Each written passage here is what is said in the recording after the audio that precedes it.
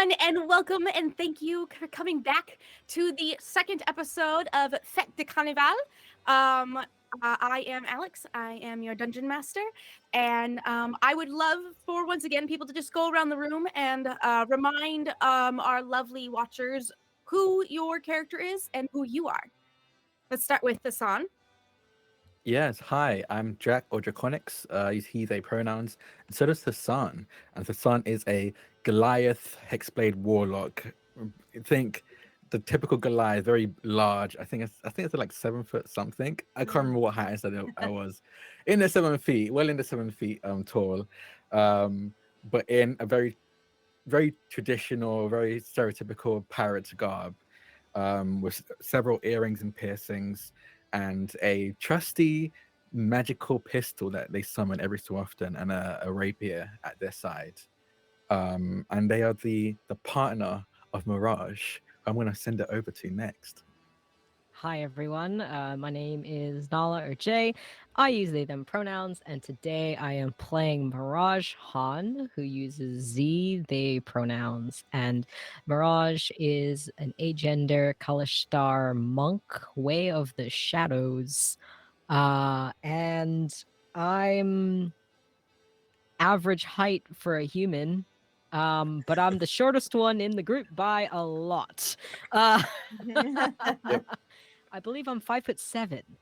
And Mirage's eyes and hair are like a dark blue, and in the light, kind of like a raven or a crow. It has multicolored sheen to it. As your hair is also tied up, messy bun, all that shit. Lots of layered clothing, lots of necklaces, and yeah, kind of blank look to their eyes, I will say. And I will throw it over to Kraz. Hello, I'm Daryl Dorsey. I am playing Krazir Bender Dracadandian, the gold dragonborn College of Sword Bard. He is a battle bard, not a normal bard. He's not a regular mom. He's a cool mom. As Jay was saying, Kraz is taller as he is dragonborn. They are naturally larger, just like Goliath. He's 6'8". Probably not as obviously muscled as the Goliath, but is pretty well muscled as it's just natural. He has I like to call them predator dreads because they look like hair, but they're attached to him. He does not have the traditional just a dragon head on top of a humanoid looking body. His muzzle is a bit more pushed back so you can see more emotion in his face, as befits a bard that sings and dances and gives his friends inspiration occasionally. His eyes are red and slitted, and he carries a rapier and 2 daggers in each boot. His rapier does resemble a microphone, the hilt wise. So on occasion, whenever he is doing his inspiration, you can imagine him full on Freddie Mercury, just holding the microphone in half of the stand. And now it's over to everyone's favorite, Stampy. Oh, I'm Dylan or Super Dylan, and I'm playing Stampy, who is a bipedal elephant who is wearing elegant, flowing robes, and has a small, very inconsequential bird flittering around his shoulder at all times. And with that, totally not weird. With that, I love that. Have we found out yet what the bird is? I can't remember. Have we found out the story of the bird? We know what Stampy thinks the bird is. Yeah. We know Okay. that Stampy thinks that they're professor. I don't know if anyone in Academic character believes- advisor. Academic That's right. advisor. That's right. Yeah. Kraz is not going to judge because there's nothing weird here. We're in the astral sea. Yeah. bipedal elephant, You and never I'm saw a a bird I'm a dragon man. professor before? We've all seen weirder things. Let's Mm. just put it that way. I'm Yeah. surprised is over here dressed like Ares from Xena, and there's an elephant next to him, a literal elephant in the room. We're all and we just rescued a snake family. Oh yeah. Exactly. Oh yes, a recap. Right. Speaking of recap, when our adventurers first met, they were charged by the Sun Seafarers Guild to bring a Zodar, which is a giant black kind of made of obsidian.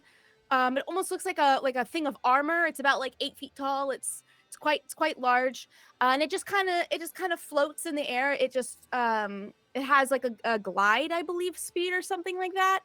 But it doesn't really say anything. It doesn't really do anything. They're supposed to take it to the Inforium so that the professors at the Inforium would be able to take a look and see if they can find this Zodar's true purpose. Because one of the things that we understand about Zodar is that they have some kind of true purpose that they're supposed to do, and they will seek out to do that true purpose no matter what. So, as they make their way onto the ship, they run into Theron, who is a small UNT boy, and his 2 parents, who are once again humanoid bodies, but they have the serpentine heads. When you landed at one of your pit stops to spend the night and also to refuel your air envelope, you were invited into this luxurious and beautiful carnival that was so colorful, and the menagerie was just to die for. And thus many did, because it turned out that the great feast that was happening at midnight was actually the great feast where the maniacal demon clowns were going to eat everyone. Our heroes not only survived their way through the clowns, they successfully murdered the vast majority of them while also keeping the family of UNT safe and allowing the ship to leave off and take others to safety by killing a giant that was, holding on to it, a giant clown that was holding on to it.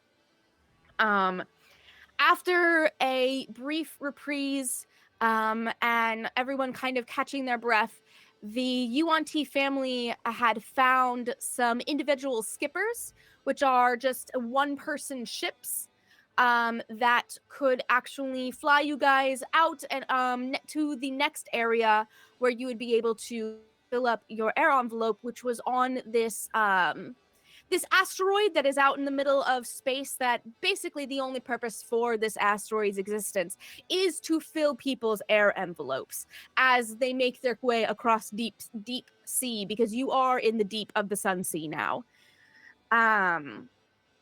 So you all got on to your skippers and headed off through clown space, the wild space that is clown space. That's what it's called, and made your way over to this very large, surprisingly larger than you would have expected, asteroid in the middle of nowhere. And all what you can discern from signage is that this place is called Airfill, just a simple name as that. And on one side of the asteroid is, on the top side of the asteroid is the air filling station. And on the underneath of the asteroid, you can see is some wondrous, but also slightly creepy forest of some sort. As you make your landing and land at the small hovel that has been situated out for people to be able to resupply their air envelopes, the UNT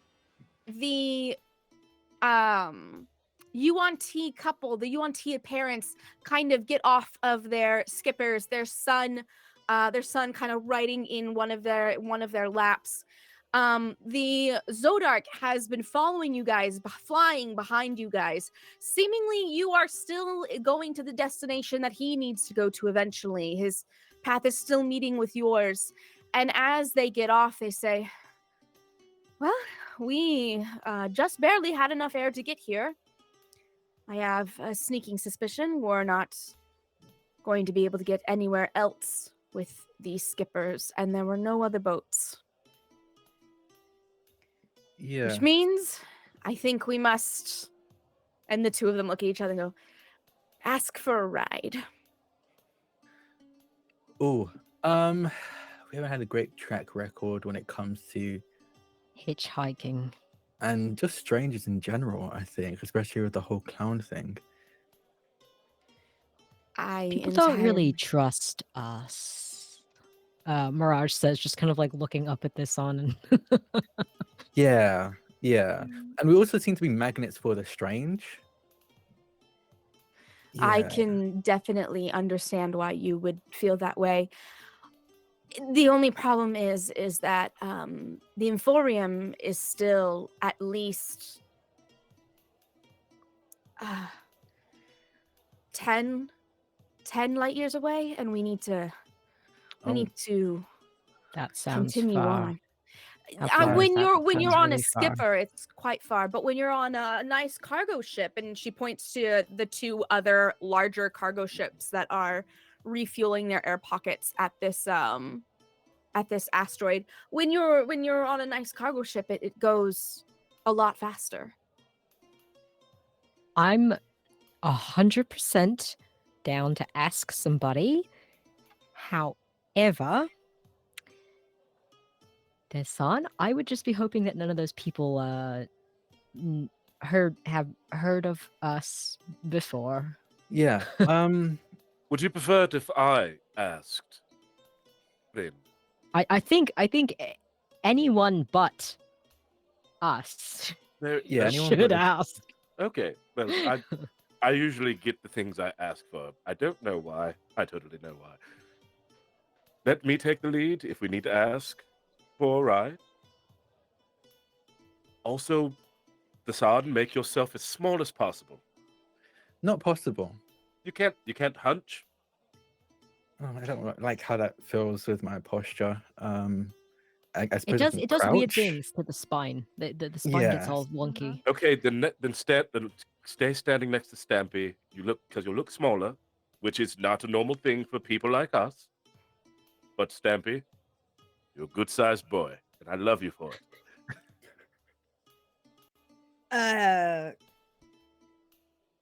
Thank you. It was an honest compliment. It's just, well, I didn't like. I didn't choose this. I just am this way. Yes, and I love you, and I love you just the way you are. Okay, good. I hug his leg. Yeah. And for the audience, how tall is Stampy? Stampy, like You 9 said, feet tall yeah, you or said something. 9 feet. Yeah, 9 you feet saw tall. you Yeah. said like 9 something last time. You're like almost as tall as the cargo ships. Yeah. Well, the way I see it is that we could we could procure one of those ships for ourselves. Yeah. Well, the last thing I want to do is jeopardize someone's livelihood. At least not jeopardize the livelihood of someone who hasn't done us wrong. We could maybe try asking first, and then we can do the whole piracy, taking over a ship afterwards if that doesn't. Oh, work you out. are pirates. Privateers. Oh, am I Privateers. going to change my notes? Good. Oh No, my. it's the accent. No, yeah. The Goliath accent makes it sound Depends like on who you talk to, Yeah. honestly. Oh Yeah. Depends. Oh yes, Stampy. I hear it depends on who you talk to. Everyone knows that pirates aren't real. It's the first thing you learn at any university. Oh, really? What's the second thing you learn? Oh, buddy. Don't light fireballs inside. That's the second thing. That's First thing, no such thing as pirates. Second thing, no fireballs inside. Isn't that right, Professor Hayseed? I come from a race of people who who from at birth can spew out very deadly materials. First thing they teach us, hey, don't do that in a room full of other people, other Dragon Ball. But the second thing at your school was, don't blow up the room. Yes, it's very important. Well, because everybody, on the first week of college, everybody parties a little bit too hard. So you need to like make sure that everybody is on the same page. No fireballs inside, especially, after a few. I mean, I wouldn't know any better. I've never been to school. Never been. I was self-taught. And look at me now. it's really, I highly, there are many ways to study, but I really recommend it. But I would say that also you need to take breaks, because the burnout at wizard school is a real problem. It's very, there's a high demand to be, the best at casting burnout? spells. Because Fair- people are casting fireball or what? Sometimes, yes, they cast. Theron, Mhm. Theron looks at you, Mirage, and says, I was going to say that. It's very dangerous. You could burn out and fizzle and just be gone, poof, goodbye, and all that tuition is gone with you. You've already paid it. No one's paying your family back for that. And then or you just study too hard at all the wizard things, and then your brain goes kaput, and then you have to take a sabbatical with your academic advisor, and you have to study independently, which is a bit nicer. I feel like there's some things to unpack there, but I feel like it'd be easy to unpack on a ship. So, Oh, yes. Kraz, do you want to try talking to those owners of the cargo ship and see where they're going and if they're willing to give us a ride? Of course. How far away were the cargo ships that we saw? Not very far, maybe Okay. like 20 feet. Okay. Yeah, is there someone taking notes or whatever close to the dock? Yeah, so it seems like this section of rock is just completely completely deserted besides the crewmen, the skeleton crew that is working on both of these cargo ships. You can tell them apart by essentially just by like what they're wearing. One of them seems to be a more higher end, carrying more valuable goods. Maybe they were had a proprietor of some sort, and the other one seemed to just be a good all around, rough and tough, just making their way through the space. I'm trying so hard not to say making my way downtown. I'm trying so hard. They're just very middle of the road kind of people. And those are kind of your two options right now. I think to myself, what would be funnier for me? Watching Mirage and Thesson trying not to steal whatever's on the rich-looking ship, or the look of disappointment on their faces when they realized there was a rich-looking ship. Well, I might as well ask both. I'll go to the just everyday working person's ship first. The first person that you come across is quite a large person. You would imagine that they were half ogre or something like that, or like half giant or something. They're like large like the San, but they're round and have the very like bulbous nose and like that kind of stuff. And you see him sitting there chewing on something. He's like, "What can I do you for?"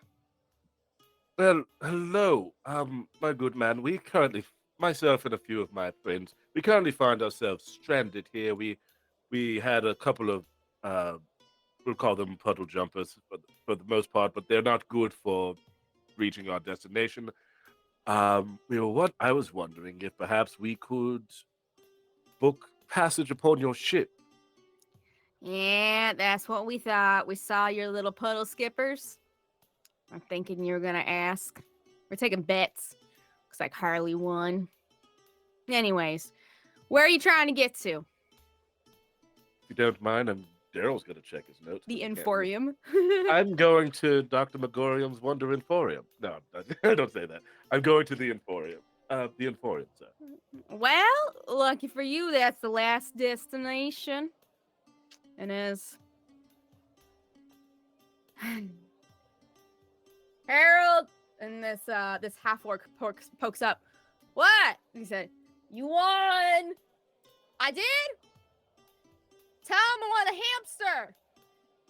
All right. The boss says I'll let you on board for a hamster. Sorry. A hamster. A space hamster? Yep. Yes, sir. They live in the forest on the other side. Okay. Now you know what a space hamster is, right? Daryl knows. Let me roll to Of see if course. Kraz knows. What would I roll to know what that is? Insight? Okay. Oh God. History? There's Maybe a nature check. history. Oh yeah, nature's good. Nature. Nature. Thank you. Yeah. I have a vague remembrance, like I do, but Kraz, maybe not so much. 'Cause it's nat 9, so 11. Okay, yeah. You've heard something about once upon a time there was like a famous space hamster that could like grow to the size of a bear or something, but you Mhm. were never sure if it was true or if that was just a drunk story, like if someone just made that up. Oh. I really have to start fact checking the stories people tell me. Well, whatever. I report back to the group. So the more working type cargo ship seems to be willing to let us on board in return for retrieving a hamster from the forest. Okay. Sorry, what? Like one of the little like those? Okay, so here's the thing. I heard a rumor once upon a time in a bar. I don't know. I didn't really look more into it because I was in a bar. Apparently there is tale of hamsters that can grow to the size of bears. Oh. But who knows if that's real? Hmm. Hmm. And did they indicate? Sorry, of course. Did they indicate that this hamster that they want us to retrieve for them is it a beloved pet? Is it perhaps an esteemed a mentor that know- they need returned? It's that has gone missing and is in peril. Give me just one moment and I walk back over. Okay. Hi, me again. Kraz here. A couple of follow-up questions. One, do I look delicious to you? Or any of my friends behind me? Sorry, what? Also, ask them if they give student discounts. Also, You're do talking you to the give you're talking to the ogre? Yes. I'm sorry, what'd you just say? Do I look, or do any of my friends look very edible to you? Do you want to eat me in any way, shape, or form? I'm gonna Not give the this fun ogre. way. I'm gonna give this ogre a wink from across the from where You I like- am. Ignore like- that. Ignore that. I mean, like, literally, do you want to take a bite out of me and eat me to death? Like, as food? Is We had to this- run in with some space clowns. Oh. I thought that you guys were popping me for one of my kind. No, we kill space clowns here. Here on this ship, we kill space clowns. All right. Damn it, I started to do your accent. Well, all right. Yeah. Okay, second question. Just because I know he's going to keep asking if I ask, do you give a student discount? Third question, the hamster. Is it something you lost as a beloved pet? Do you want it alive? Do you want it deceased? he kind of just like has like a a frustrated look on his face. He goes, so, oftentimes those students of the Emporium will ask me about a student discount. We do not have a student discount. 2, we want a beloved pet. That's what we want. And he gets like kind of shy about it. He's like, we want something to hug. That is quite possibly one of the most adorable things I've ever heard. It stays. I don't between get called adorable that much. Thank you. Thank you much. Well, considering we literally have no other well, we do have one other option, but they look a bit stuffy over there, and I don't really trust 2 of my party members. I'm going to just report back with the information you just gave me. All right. Whenever you're ready, I can tell you where to find them. All right. And I go back over. So, For one, I'm so sorry. I'm so sorry. Stampy, they don't have a student discount.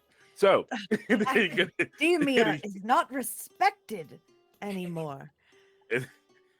and the complete drama of it just leaves his face, and he just goes, so, they don't want it dead. They want it for, they want a pet. They want a pet. They want a ship pet. Ship Aw. mascot. It's a very sweet endeavor, but Okay. yes, it requires us to It- go to the other side of the asteroid into the forest. But apparently they know where to find him. why don't they just get it themselves? Did the other boat say no? Yeah, I was actually going to ask about that. The one with the really expensive looking turncoat. How about their ship? They have these Kraz like just- nice velvet banners on the sides.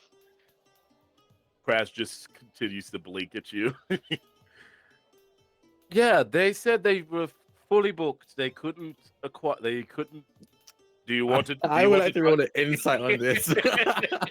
I would like to roll an insight. I didn't All see right. Crash go to them. I want to see. I was- Kraz, are you cool with contested insight and deception? Oh yes, of course. All right. Kraz doesn't actually like to lie. This is why this is funny. Better roll that on. It's an 18 for me. I rolled a 19. Ha! I had a So you're flat pretty. to a flat. You're pretty sure he's shitting you. I'm stifling laughter. Yeah, Kraz. It's fine. No. I will go ask them to see if they have a spot free, and then we can compare our options. Okay. Maybe they don't want a hamster. Hamster Maybe we can quest. just get on. Maybe we can just get on the boat and pay them with Yeah. money. Mm. Mm-hmm. Mm-hmm. And I'm thrilled to see how this goes. I'm gonna go to to someone I can see working on the more expensive, Yeah. fancy looking boat. So currently, the only person who's really who's in accessible range, who is from the pricey, expensive boat, is an astral elf who seems to be writing down like diagnostics about how the ship's wear and tear, and he's like inspecting the ship. Well, how should I tackle this? I have 2 different ways. I'm gonna walk up to them and just very polite, just go, "Hi, excuse me. Sorry to interrupt. I have a quick request.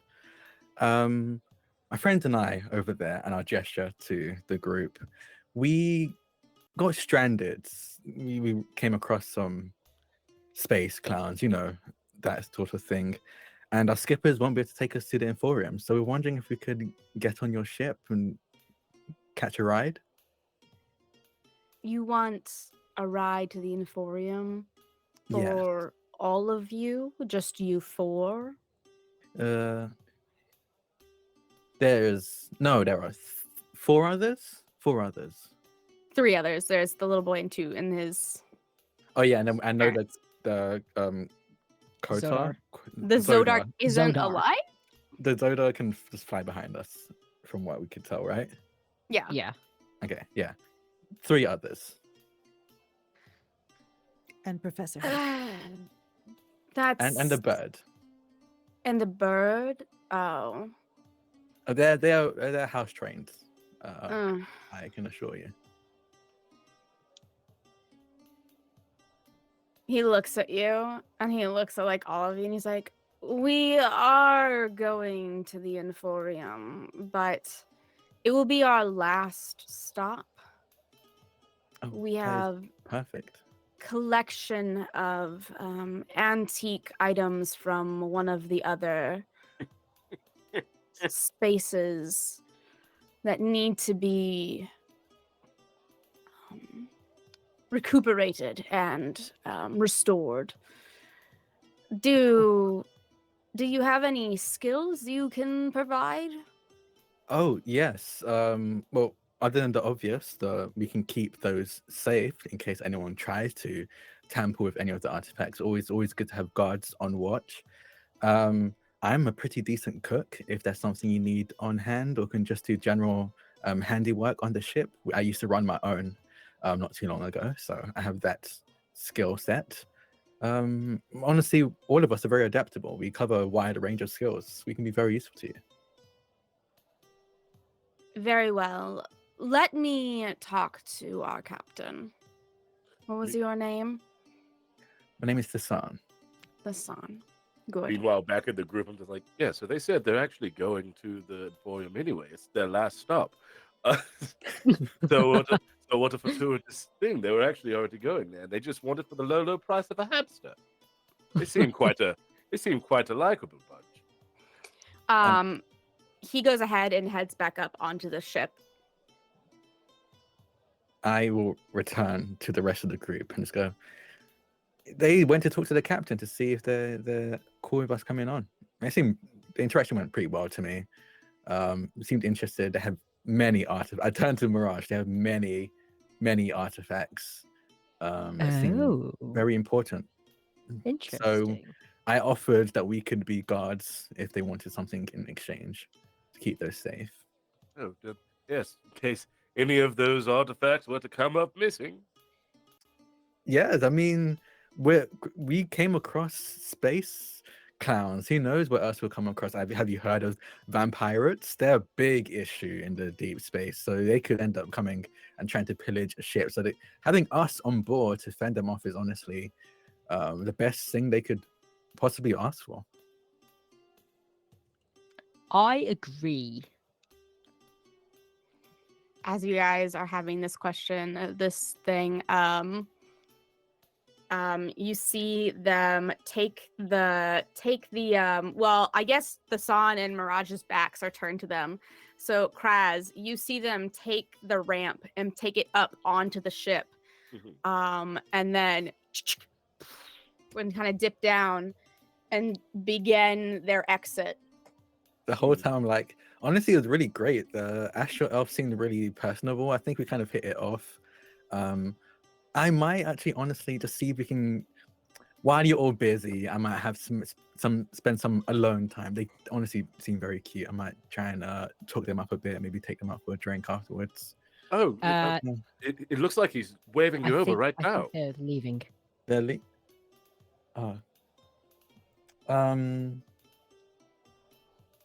so the hamster.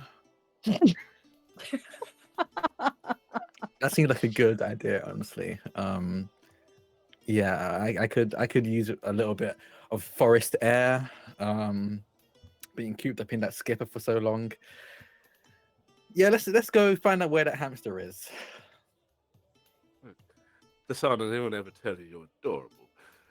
Yes, Mirage does constantly. I do. Yes, absolutely. All the time. I meant condescendingly. And then I just walk over to the... Well then. As you guys walk over to the ogre has this onion and he's just eating the onion. So, you want to learn about hamsters? Yes. He puts the whole thing in his mouth. All right. About 2 miles that way, there is a settlement that runs this rock.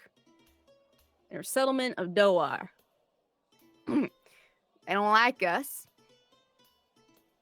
Word of advice: don't call them penguins. Okay. Don't call them penguins. So they know where to get the hamsters. They know where the hamsters like breed or something. So if you're gonna get us a hamster, you got to get the Doar to tell you where to get a hamster. Do you know if they have any particular likes? How we can cater to them? Do they have any customs we should be aware of? Other than Don't call them cute. Not cute. Don't Okay. call them a penguin. Don't call them a penguin. Okay. Don't ask them to fly. Okay, that does seem pretty insensitive. Yeah, I won't do that. Don't do that. That's what Harold did, and it just whole thing screwed up. So Okay, now we need someone else to do it. If you get us a hamster, we'll get you to the Emporium. Yeah, no, sounds good to me. Everyone else, I'll turn to the rest of the group. Stampy is whispering to Professor Hayseed with a hand over his mouth. Actually, Professor Hayseed is very familiar with space hamsters and studied them quite extensively, and will be able to help us track one down for you in no time at all. Now we're still we use quite a bit of air, so we got a bit of filling to go. So you probably have enough time to get yourself situated, get yourself a good decent night's sleep. I don't know if you know how to sleep on a ship, but it don't stop moving. We've slept on many ships. We're all good. I'm not worried about you. I'm worried about Mr. Goldilocks here. Points to Kraz. Mr. Pish Posh.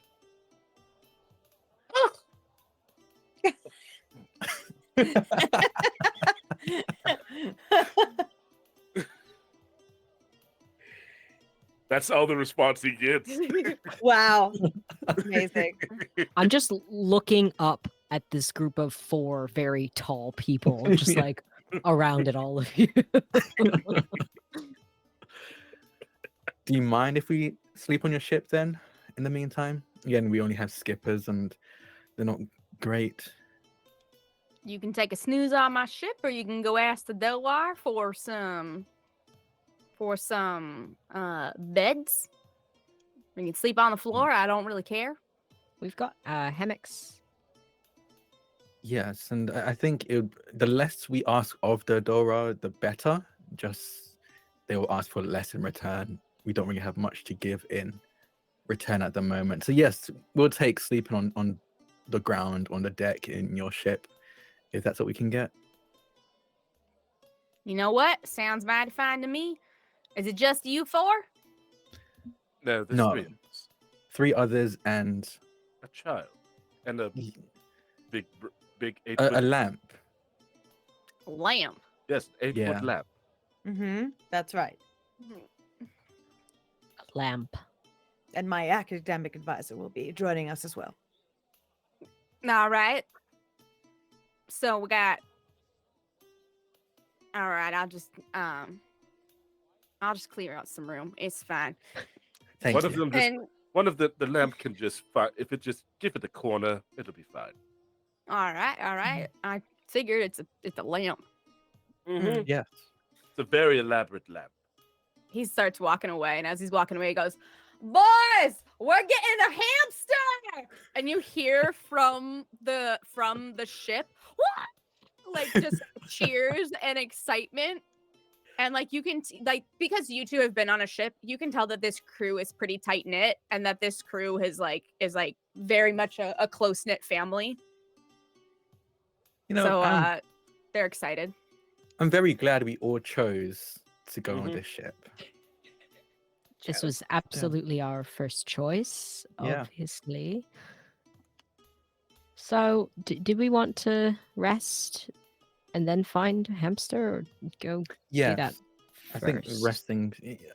Mirage, you look gorgeous all the time, but you look also very beat up right now. I have no idea Yes. Okay. what you possibly could be talking about because I feel fine.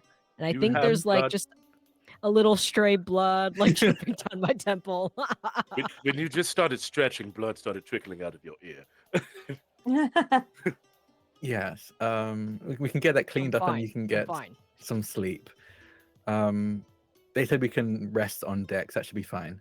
I'll go get our lamp and the rest of the group. Yeah. Well, if you insist, I I'm am a going bit to go- sleepy. I'm going to go be all pish posh on a ship, apparently. You go and retrieve Thasan and his parents. It seems that Thasan has been regaling them with the Theron. story. Theron. Or mean Theron. Theron, sorry. Theron is Very I'm so similar names. dyslexic. Theron has been regaling his parents with the stories of your triumphs. And he may have embellished them slightly. He may have said that you went invisible at one point instead of saying you cast darkness, just stuff like that. And as you walk up, the parents are like, that is, Theron, that is really, really something. Did you secure passage, Mr. Apparently Can I go invisible? And they kind of Invisible? smile at you like, Let's go invisible. No, yes, sort of. We have a ship that is willing to take us on, just over there, and I'll gesture to the ship. But they asked us in return, or I guess in payment, for a hamster, a space hamster. So we're gonna go to the forest, the woods on the other side of the asteroid to get one for Right. them, and right. once we bring that back, they will allow us passage. It's gonna be the last stop though, so we'll probably be stopping at a few other places before then. Are to Get to the you Emporium. are you aware that space hamsters are essentially the size of like what we would call bears? Yes, that was apparently a rumor thing that Kraz heard at the bar.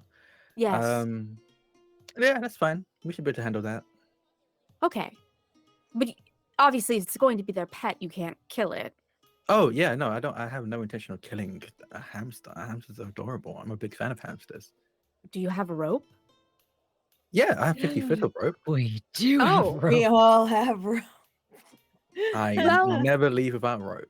Never I- leave. It's very guess- useful and it's great for fun times. And I pull it out Uh, and then get back. I guess I like the soft Theron. kind. I guess Theron was right about you being very useful. He has been telling us about how you and Mirage rescued him. Yes, he was actually very brave. I've dealt with many other kids who would scream at just a clown, a normal clown, to the fact that they're in here, and I like ruffle Theron's hair. Was so brave amidst the quite literal man-eating clowns. Says a lot about your parenting, honestly. You raised a good kid. It says a lot about where we grew up in a wartime. So he grew up in a wartime. So stuff like this isn't necessarily incredibly normal whenever Yuan-Ti and humans clash. I see. And I hope Emporium is a bit better than where you've had to grow up. We hope so too. Let's go ahead and get to the ship and get some sleep. Yes, get I'm some rest. exhausted. And Theron like, yeah, that'd be nice. And I'll like point him in the direction of the ship and then go get the. I keep forgetting immediately forgetting the name. Zodar? Zodar. I'll get a Zodar and like. I assume. I mean, I think we have like blankets as part of our kit. So I'm gonna like get a blanket, like drape it over them again. It's like, I know this is now that you're like awake, this is uncomfortable, but we need to hide you. They were going on like there are some people interested in artifacts and we don't know if more will be coming. And I'm just gonna like gently guide them. Yeah, he's like walking now. And so like even with the thing on top of him, you notice that he knows where you are and is following you. Yes, perfect. Yes, true Yeah. sight. Good Lord, OP. OP. As you guys walk up and start going up the ramp, you can feel the ramp bending with the Zodar, and the Zodar can God. also feel it too. So he goes into hover mode, and starts hovering Yes, behind that's you. perfect. And as you get on, the ogre, now another ogre person who's like part ogre but not full ogre, it's like, is that the lamp? Yeah, it's a lamp. It's floating. Woo! It's yeah. it's floating. I just shout from where I've been sitting. I told you it's very intricate. All right, well, that explains why I go into the Emporium. And he turns around and like walks off. And As yes, soon as he I'll turns continue. around, I stop doing magic fingers. Magic fingers. And you guys are guided down to kind of it's the lowest part of the cargo bay. And like you're kind of guided to like this one corner that it seems like they've shuffled stuff around so that you can hang up hammocks or put mats on the floor. And the UNTs start like clearing off the floor in order to sleep on the floor because they don't have like mats or anything. And they're just kind of like, we're used to sleeping on the floor at this point. I'm gonna be like, I only have one hammock, but Theron. We can share. Oh, that's perfect, actually. Yes, Theron, you can take this hammock. You're a growing young boy. Don't want to ruin your spine at such a young age, But- unless you have like a hammock. But for my them. mom, no, it's sweetie. You take I the mean, hammock. It's okay. You can probably get 2 people on there. It is a hammock made What? for me.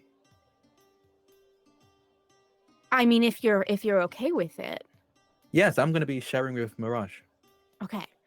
And she gets in the hammock with her son, and like they cuddle up like 2 little snakes. They like intertwine. Aww. Oh. The husband's like smiling at them, and then kind of like settles down on the ground like a snake. He curls up, Oh. and yeah, you guys get a long rest off.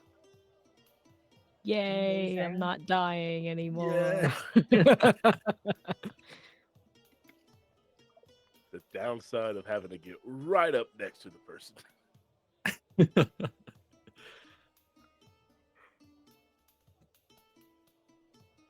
There we go. What spell should I prepare for? Yeah. Mhm. Mm-hmm. Oh wow, imagine having spells to prepare. So weird. Punches wall. Hey, I got 2 attacks too. I just did not Flurry have of to use- blows. I got a flourish. I got flourishes. Doot magic flute. How dare you? What I do is art. Oh, we all love your art. That's the next argument that Kraz has with Mirage. What I do is not a trick. How dare you? I thought it was cool. A cool trick. I mean, That is a sorry, cool not a magic trick. trick. Art. It's art. I bid you adieu.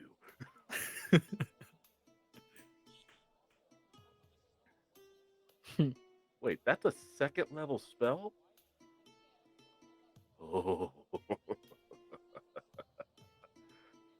There we go. Okay. They were good.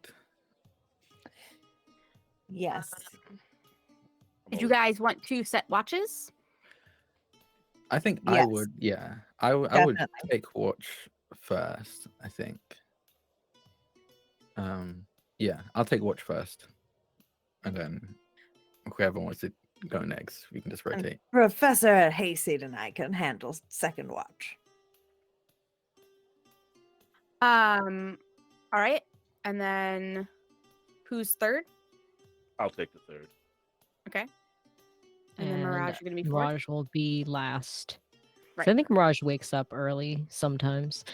Yeah. Mirage, while you're on your last shift, the UNT sleeping on the floor wakes up and kind of checks and makes sure that everything's okay, and he sits there and goes, well, Not the best sleep I've had, but it'll do. I don't think we ever told you our names. I'm Enchi. Enchi, Enchi. nice to meet And you. my wife's name is Lucix. Lucix. Yes. We actually hail from a world, not directly from the Sun Sea, and right now our world is just completely rife with chaos and carnage, and so my brother Marum, he's in at the Emporium. I had told you guys, and we were going to go there and find work. Why are you going to the Emporium? Job. Yeah. We're delivering the lamp. Yes. Theron was telling me that it's a humanoid actually, but not. It doesn't speak. It doesn't move. It just Humanoid lamp. humanoid lamp. Yeah, it's kind of. I mean, look, we've covered it with a sheet to protect it from dust or whatever, but lamp. I understand. You know, He all the looks dust down. in space. He looks down for a second. He says, I really mean to thank you for saving Theron. Absolutely. We would have not. I'm not the best with words. We enjoyed saving your child. Lovely kid. Well, I'm glad. That would have been the second child we lost, and that would just be devastating. So I really, whenever we get to the Emporium, I'm going to make sure that Marum is able to take care of whatever you need. I think you were talking about parts for a ship or a spelljamming chair. We do need parts, yes. Desan and I, we've been traveling together for a long time, and we have our own boat, but it's a bit in disrepair after how do I put this? Job gone wrong. It was not good, but we had to send it in for major repairs. Let's just say it's a little bit embarrassing, actually. We're supposed to be good at this, just a little bit. No, I'm sure you do quite well at your job, clearly. Thank you. I like to think so too. And I don't know why Mirage does this, but Mirage is like subtly flexing. All right, well, I think I'm going to try to do my part and see if I can find us something to eat. And he stands up. And I will go back to be playing solitaire. And I go back to playing solitaire. The rest of you wake up, and as you wake up, Enchi comes back with a big, like, basically the top of a barrel, and it is full of bacon. Just bacon. That's it. Bacon barrel. Yeah, Bacon no, barrel. it's the top of a barrel, and it's just topped with bacon. Ah, yes, brain food. Thank you so much. Well, I asked for food, and this is what I received. Honestly, Sure. this is perfect. Looks fine to Love me. bacon. Bacon's so. Before oh, the larger God. of us begin eating, we should probably let the child get something. It's like, no, it's okay. I can be large like you. Of Give me a course few you more years. can, young sir, and enlarge. You're gonna enlarge it? Yes! He grows to about 6 feet tall, and he's like, what is happening? And his mother's like, oh no, this is his most precious dreams come true. I huge. This is Yes, Everyone is amazing. taller than me. Everyone is taller than me. And he starts like picking up the bacon like this. Like his hand's like the size of like Basan's hand, but he's picking up the bacon like this. Look at There you my go. hand.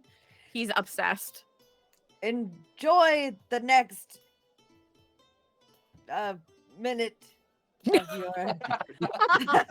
I forgot.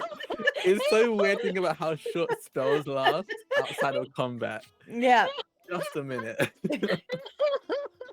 And then he goes back down and he's like, that was really cool.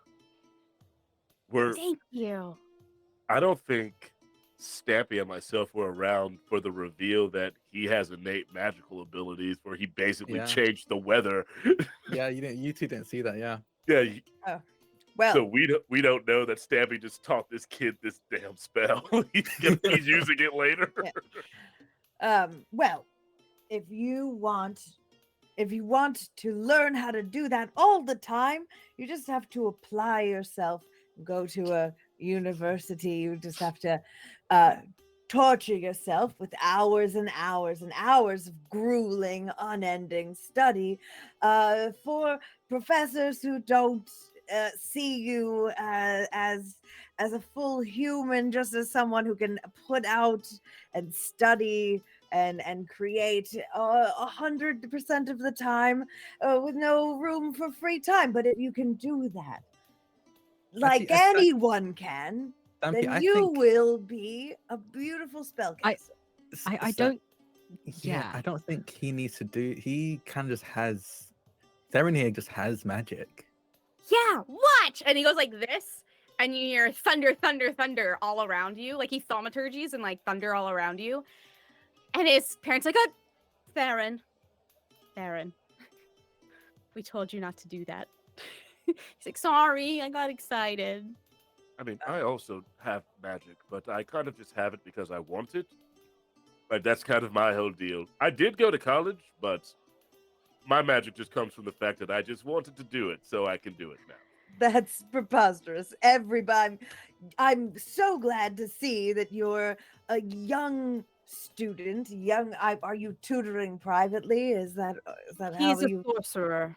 And the father kind of looks kind of guilty at Mirage for a second and says, he's a sorcerer, and the reason why we're going to the Emporium is so that he can have proper training that isn't military training. That's the real reason we're going. Fair. I didn't realize there is a fake reason. Well, to be fair, we are looking for work because work needs to be done, but mostly we don't want Theron to get involved in the war. And Lucis is like, it's already been such a toll on our people. We don't want to continue. Well, to lighten things up a bit and to not point out how much trouble Stampy had to go through to get magic that Theron gets naturally, and I just like sort of put part of my soul to be able to do. Let's eat this bacon and see if we can find these. I'm bad at pronouncing names. What's the names of these things that we shouldn't call penguins? Dolwar. Dolra. We should find a Dolra. Dolra and see if we can get the location of this space hamster. And maybe like we can even like at some point when we get to the Emporium can find some kind of job or something to pay for the crippling debt that Stampy probably is in from the years at university. Yeah, none of us racked up because we chose kind of not to go, but Stampy did. That's all right. It's quite all right. Let me tell you, as soon as I finish this dissertation, then I'll be complete, and I won't have to worry about that anymore. And we're almost there. Isn't that right, Professor Hasty? I have a little ways to go. That's why you have professors with you all the time? Because you're in debt? No. We are. He's assisting me in finalizing this dissertation. I just needed to do it in a more remote location and not at the premises any longer. Do we want to The unpack that or?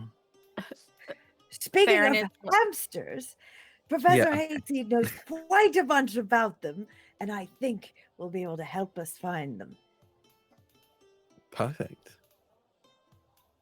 I'm gonna eat some bacon. I've been staring at Theron eat for too long. I need to get in on Yeah. this. I'm just gonna get like handfuls of bacon. Yeah. So you Yes. guys go ahead and eat your semi-crispy, semi-juicy bacon. And Yum. afterwards, Theron is like, "So am I coming with you?"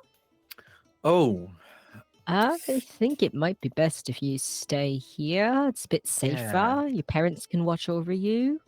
You know, I'd be really upset if something happened to you while you were out with us. Yeah, I guess that's true. Okay. I'm. I can teach you how to play solitaire. It's a fun game. Play by yourself. Okay. Yeah, I can do that. Cool. And so And Mirage is gonna sit down and drag Theron off to the side, and we'll start teaching him how to play solitaire. he actually I will be picks back. it up pretty fast. That's a lot So more safe than what I was going to do. I was going to say, here are some fencing forms you can try to Oh my practice. God. I wanna while Mirage is teaching Theron solitaire, I want to go to one of the parents. What are their names? Enchi and Enchi and Lucix. Lucix. Enchi and Lucix. I'm gonna take Enchi and Lucix aside and just go, your kid is wonderful. I'm sure you know that already, but I can definitely see a thirst for adventure. I had a very similar one in my eyes at his age. So I would, while we're away, keep an eye on him. He might try to sneak away. It's what I would do. So he might do the same. That's actually a very good thought. Thank you. Yes, no, you're welcome. Like I said, he's a good kid. I don't want anything to happen to him. We don't either. Okay, how's everyone doing? Everyone feeling good? All baconed up? I'm feeling nice and I feel like Goldilocks today. I'm still upset. I think it's a cute nickname. I'm gonna pat crap back. This isn't even gold. It's black. Like his dreads aren't even gold. Stampy, you ready? Of course, always ready. Can't write, and Professor Hayseed is. You won't be disappointed. I Right. don't doubt that. All right. And with that, you guys head off to where you were told the Doar settlement was. And we will go ahead and take our first break of the night right now.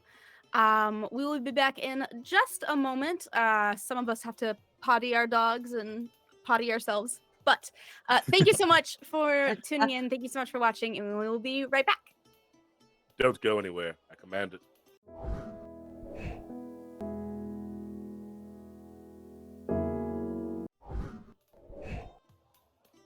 And welcome back, everybody. Thank you so much for allowing us to go ahead and take our break.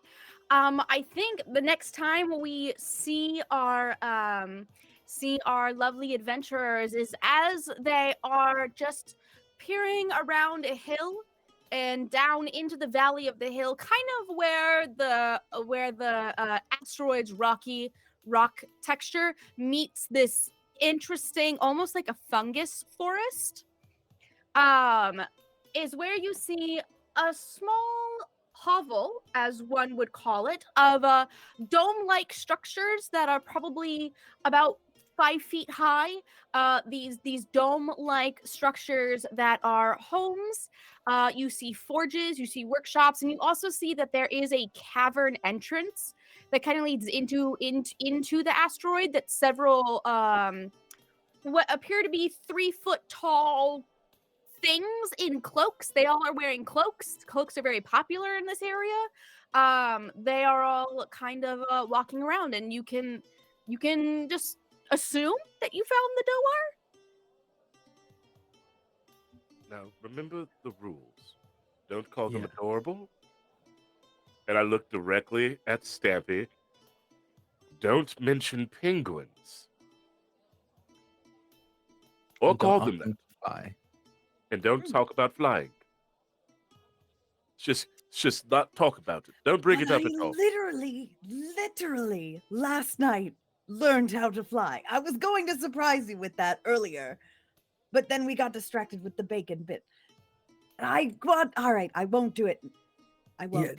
Not in front of them. Maybe Okay. when we're in the All right. woods, it could be useful, but let's not do it in front of them. We don't want to sour their moods before they actually get to speak Fine. to us. Perfect, thank you. Go ahead. Oh, I wasn't gonna say anything. Oh, And okay, I gotcha. think Mirage was looking at this on just kind of like you can hear Mirage muttering under their breath the rules. And I think Mirage just like looks up at this on and just says, I'm gonna be quiet again. Yes, I'm gonna yeah, not that's talk. probably- That's our strategy. probably I'm gonna best. not talk. Yeah. So as you guys get a little bit closer, you begin to notice some more interesting things. It looks like a common pet or a common work animal is a boar that is about a little bit taller than they are, that has wings.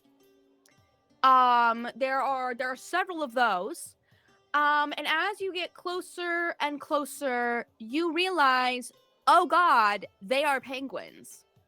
Like, I'm not even joking. I will post a picture in our chat. You realize that these doar are 3 foot tall, adorable little penguin people, where their wings have been exchanged out for hands, and they are also colorful, very colorful. Different greens and blues and gem tones, a lot of gem tones. And that is what you're seeing as you get in. You also notice that it is mostly built for the size of Doar. And there are like no humanoids. Okay. I don't see a single thing that looks remotely like that thing that we said we weren't going to call them. They don't look like that at all. Yes, they don't. Crazy, yes, okay. I don't think the son sees it as weird because like we literally have an elephant, like an elephant person with us. The idea of a humanoid-ish penguin doesn't really surprise the son. And I think he's coming across Aarakocra as well, so it's not too odd. Should I or do any of you want to take the lead? Would you like to? Let's Stamp. I say let Stampy go ahead. Would you, are you sure, Kress? Are we sure, Krez? I'm not sure, no. But I am curious. Oh, good. Keep curiosity. It's a very important part of a young student's mind. And I'll step in whenever I need to. How about walks up, adjusts his robe. Hello there. One of the door startle and look up at you and look up and look up and look up at all of you. Oh, what a kooky knuff! What a kooky concoction of counterparts. Here, is the air pump broken? Oh, no. No. Sorry, you've got it all wrong. First, I would like to say, all of you, not adorable. And I would see like his beak just.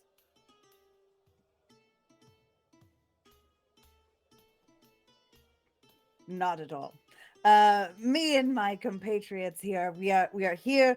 We need some assistance from you. Actually, we're here on a very intense mission, all in pursuit of knowledge, I might add, which is the most valuable resource in the world. And we are in pursuit of that, but on our journey, more or less, we need help finding a hamster.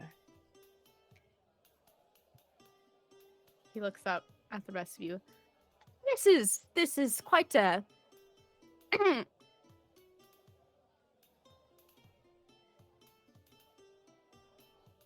and he looks at you and goes, "Little elephant, this is not the way that you make a deal with someone. Oh. Do you know anything about who I am or what we are?" Oh, well, I don't. But my academic advisor here, Professor Hayseed, who has studied many peoples from many lands and knows plenty, I'm sure. He looks at all of you again. I lean over to the side. I'm like, this is the happiest moment of my life. The sun is just pinching the bridge of their nose and just like, I think that they have Mirage's hand, and you can tell that he deeply regretting letting Stampy go. I think Mirage is holding Thassan's hand and is similarly also pinching the bridge of your nose. And I think in this moment, Mirage is going to use my mind link to link to Stampy. And if you allow it, now I can talk to you and we can talk telepathically. Oh, please do. Come on Okay. in. And so I think Stampy, as you're consulting with your professor, Mhm. you hear in your brain, "Hi, it's me, Mirage. Be very careful with what you say because it's you can't you've already said one of the things we can't say, so just be careful."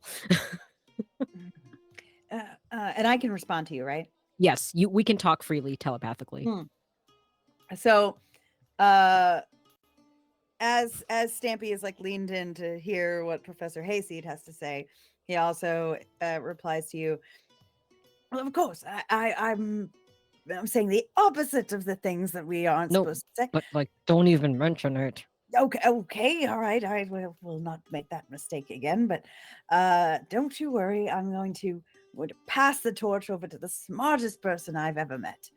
Don't worry. I will worry. Well, I'm just telling you, your worries will be assuaded in no time at all. And I love Stampy, and because does not And really then- know how this works. I break the mind link with you, link up with the sun, and just say, "I'm worried." Stampy finishes leaning in and whispering to Professor Hayseed and says, "Yes, so now that we have an expert involved, I would like we could do something for you in exchange for your assistance on this day, but I don't know what it is that you need."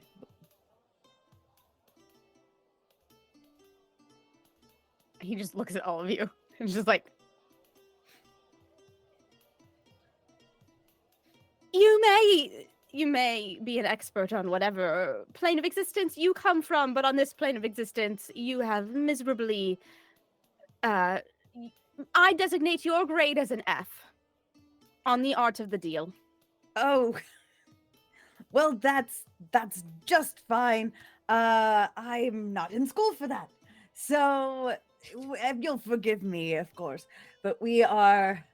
I am a student of the arcane arts, and this is my academic advisor, and these are some people. And we are going to be journeying forward today, hopefully with your assistance. Now, please, name your price. Kraz, are you showing your amusement on your face? Like, does the Doar see that you're laughing? Does the Doar see that you're like snickering and smiling and laughing? I'm trying to hide it. I'm doing like small. And a lot of Mirage is turning, and a thinking- lot of turning away. Yeah, Mirage is making all kinds of faces next to the song, just trying to be quiet. But because I think Z is focusing all their energy on not saying anything, their face is just like, like making all kinds of faces. Kraz, you feel a little knock, knock, knock at your telepathic mind as the Doar asks to telepathically link up with you. I'll allow it. Okay, now that I'm speaking with someone that is a bit more reasonable, what did you need? Is there something wrong with the air pump?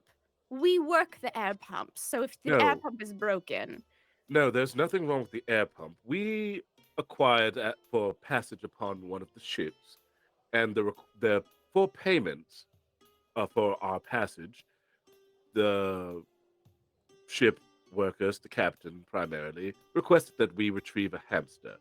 Now they then sent us here, as they said, the people that would know the most about it would be your people.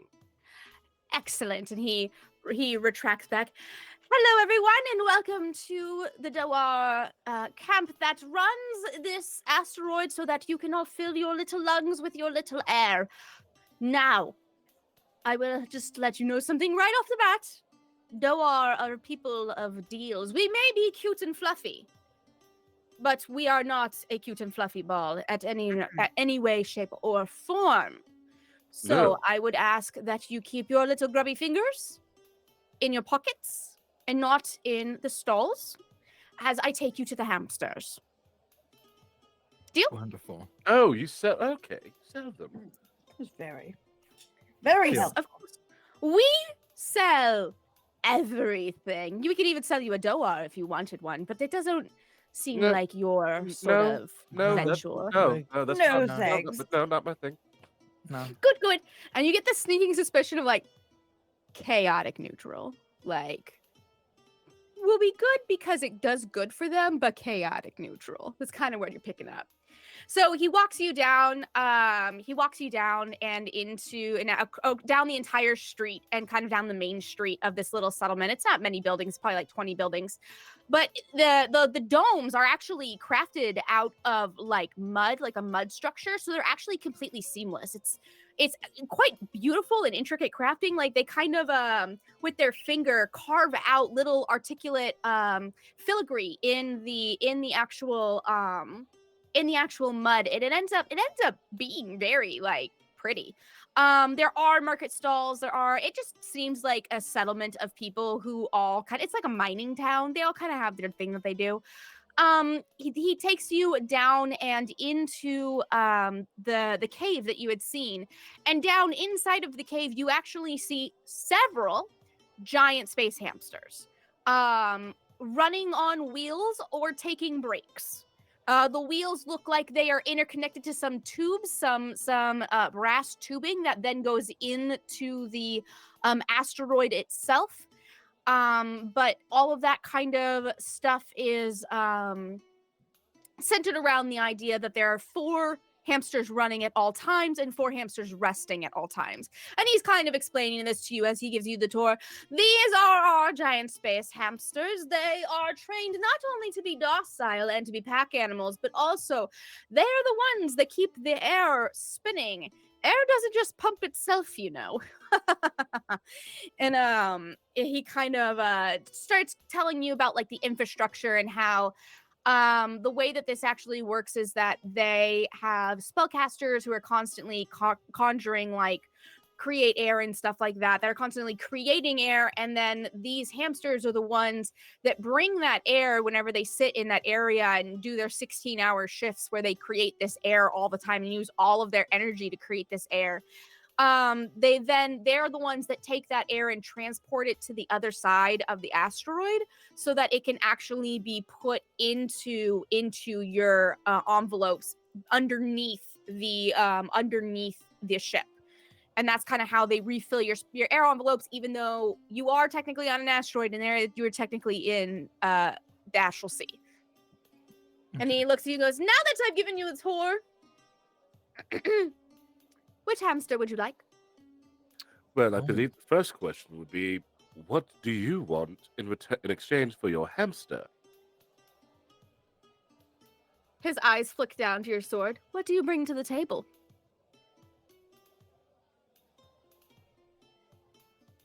Well, I'm the new one here. So, Hassan, did Yeah? you were you given a discretionary fund? Were we given a discretionary fund to use?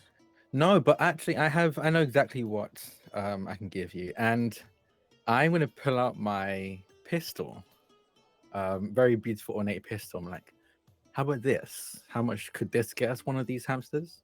Wow. May I see if you don't mind? Yeah, of course. And I hand it over. Ah. The old packed weapon trick, sir. I've been around for 400 years. Thank you very much for letting me see it. That is a beautiful pistol. Yes, it is. Okay. Again, Doar are people of deals. You gotta get something better than that if you want to get it past us. Anything favors? Anything bothering? Is there something we could get for you that's on? I know this is your portion of the asteroid, but certainly there's parts that you haven't gone to. That maybe there's an item somewhere here that you haven't been able to get to because you are masters of the deal, and perhaps you are not masters of arcane or fighting or something of that nature. If a bird could smile, he smiles. Ha, see, you can always tell a man of deal, man of pizzazz whenever you lock eyes. Now, do any of you, by chance, know what lives in the fungal forest? Not focused. Fungi. I mean, you're not wrong. You're not wrong. The slowest head turn and slightly down to Mirage when they say that. Mirage looks shocked that they knew something. No, there is this beast called a megapede.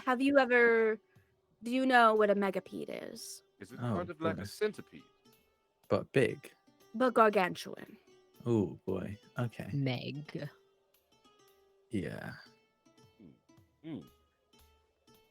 Well, this is And- the first I've heard of it, but I think from what we all piece together that we get the gist of it. Big bug. Yes. A very large bug. It's a very large bug, yes.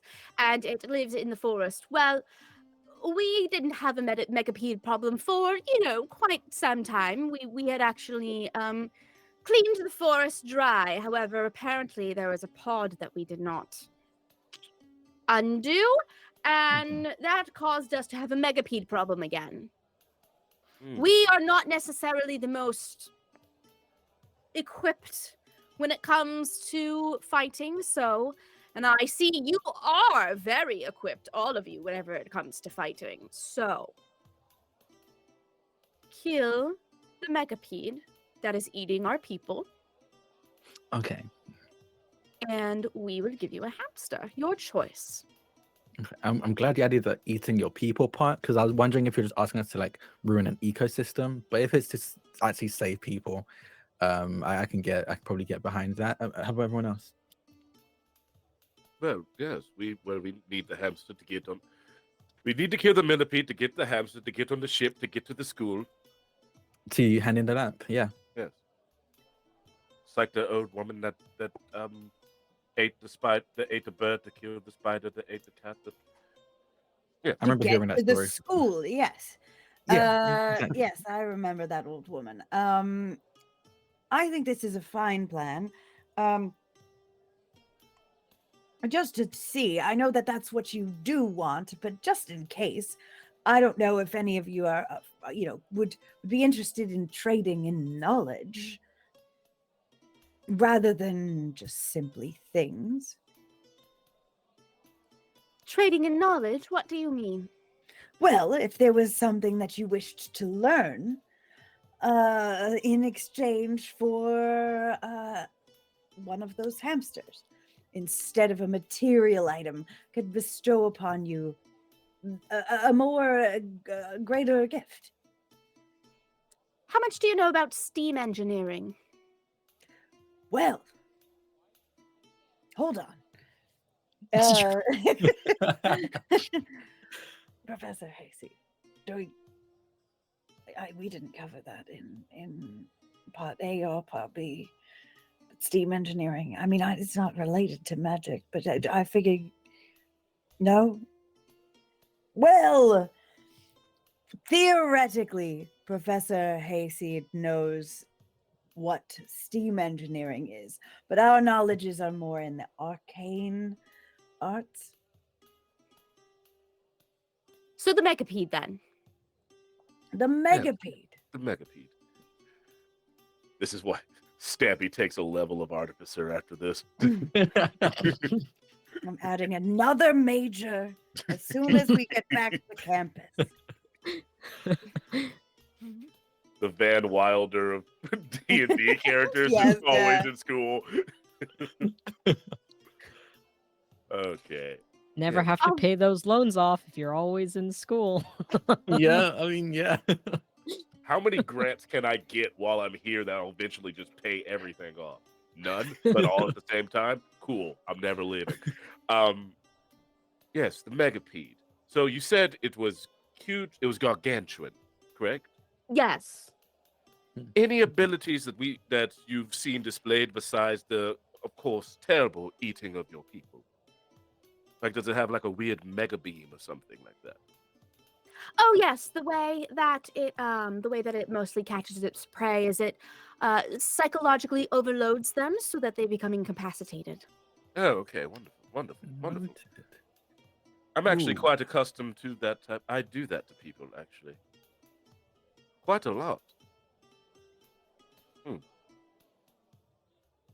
Anyway, Maybe you can talk this Megapede down. Seems like you have a lot in common already.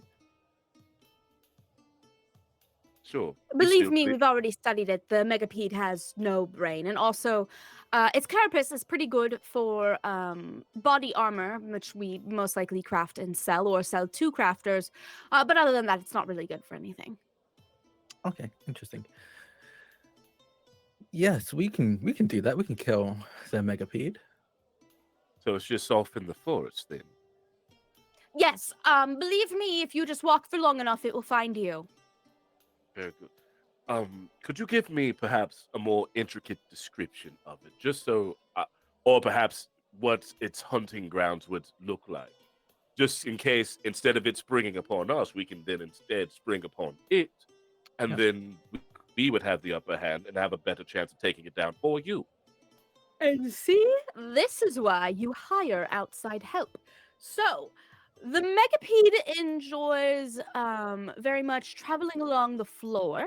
It doesn't necessarily go up into the trees. It doesn't necessarily go up in any space. It also doesn't seem to burrow. We have never seen the megapede burrow. It also doesn't have incisors to burrow. It is just simply if you took a worm and stuck 100 legs on it, and then you stuck 1,000 hairs on the back, and 2 enormous eyes that are just hollow and soulless. That would be what a megapede is. And also innate psychological abilities. Yes, it somehow has a way to psychologically overthrow someone, yet it is as dumb as a rock. I've seen one of them simply walk into a lake and drowned. So if you wanted to walk one into a lake, I guess that could be a proposition. Fascinating creature. The lake is about 2 hours to the north, into the woods, but not in the same area that the megapede likes to go. Oh, Okay. maybe it adapted to not walking into lakes. Yeah, maybe it learned its lesson. Yeah, well, we can figure out how we can dispose of it on the way. It's a 2-hour journey. It's pretty long. Thank you. I just realized we never got your name. Mr. Puffin. Mr. Puffin. Mm-hmm. Mm-hmm.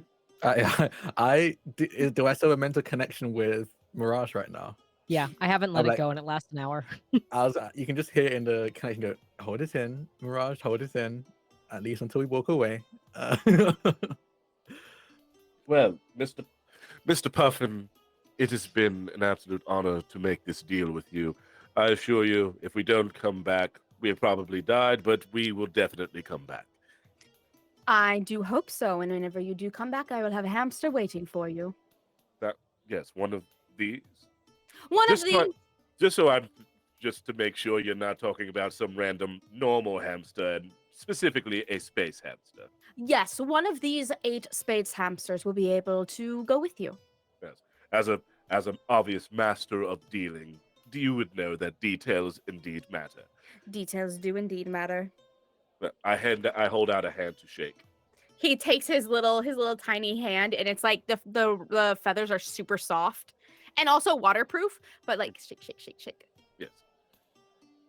Well, it looks like we're hunting a megapede. Whatever the hell that is. Yes. No, I thought I'd be part of pest control. I mean, you've probably taken care of your share of bilge rats. And it is. Stepping I don't know what's nervously. I don't know what's happening. Yeah, let's go. Let's. Just because I want to make sure that the context was put across, the number one weakness of this megapede is that its intelligence is quite literally a 1. I'm so- gonna take advantage of that. I have. Yeah, if some you perfect guys, spot for so that. this is kind of one of those things. If you guys want to do a fight, we can do a fight. If you guys want to try to trick it or ambush it or whatever, I'm totally down and flexible with whatever plan you guys come up with and plan. All of my stuff is wisdom set. I got some good intelligence saves, so I can use that if we need to. I don't know if I have anything. You like to Can't remember. punch? I will Kick? outsmart them very easily. Exactly. So yeah, we start heading to that edge of the forest. That's out of the But I forest. mean, that is an option. If you guys want to instead lay a trap for the megapede instead of fighting him, like I'm open to that as well. Like that's not going to ruin my plans. Or I've kind of left this open specifically so that you guys can use your collective brains to come up with some really cool shit, which is just what I like doing. As Um, our Go ahead. Go ahead. I was just gonna say, as we walk away, as soon as we're out of earshot, Mirage just like exhales as if they'd been holding in their breath this entire time. And then he kind of like looks behind them just to make sure they were like far enough away. And then Mirage says, "Do you think we could just convince it to walk into the lake?" Actually, I do. Yes, I would. Okay, hear me out, because Mm. Mr. Puffin said something that caught my attention. It was very fun. They mentioned that the exoskeleton of this creature is very useful for making armor. If we can deal with it and get some of these pieces of armor off of them, we can sell that in the Emporium. I mean, all Mr. Puffin wants was it dead. We can just keep the very Right. expensive and useful material we get from it. I don't know how easy that would be if we drown it. I'm okay at swimming, but I don't know how good I would be at like skinning underwater. So that's still an option. That's just a thing I noticed and I want to put on the table. I know not everyone is exactly business minded all the time. And it's just kind of thing I can't really turn it off. I'm just like I like to think of myself as an entrepreneur. You're so smart. Thank And you. I think Mirage just kind of like leans against your hand. Anyway, Does anybody know what these things we're trying to catch, what they like, they eat, anything like that? Well, Yeah, but apparently they eat Noah. Noah. Yeah. we say at the same time. So my guess is honestly anything humanoid, especially from what Mr. Puffin said. If we walk long enough, it'll find us. So I assume we could be pretty good bait if we need to. What about Professor Hayseed, would you like to be a part of this? You could be the bait. It could be fun. No. Professor I mean, Well, we won't let them eat him. yeah, of course. Yeah. I mean, if he wants to. Does he want to? Professor Hayseed. Can Yes, of I course, in the name of science. Can I try to establish a mind link with the bird? Yes. Okay. So Thasan feels Mirage's presence just like fade out from their mind. And I'm gonna try and do it to the bird. Does anything happen? That's basically. Google Meet noise gated you. No, it we did. didn't hear anything. Just, Are you whistling? yeah, Whistling? Just Okay. just whistles. And Mirage just like makes a knocking sound. You hear. Hello? You don't hear anything, but Professor Hayseed perched on the shoulder, just like, Anybody home? and starts preening. Can you hear me? I think that you just effectively are in, but it's just whistles and happy bird noises in there. Oh boy. Do you and I think Mirage is still trying to talk to him and just say like, do you reckon you want to be the bait? You heard our plan? Yeah? No? No? Out loud, Mirage says, your bird is so smart. I know I am in the most capable hands in all of the realms and all of the universities. I think I wish I do this I do a cantrip and I message Mirage, so only Mirage can hear this. I go, I'm fairly sure all those years of grueling school broke that boy's mind.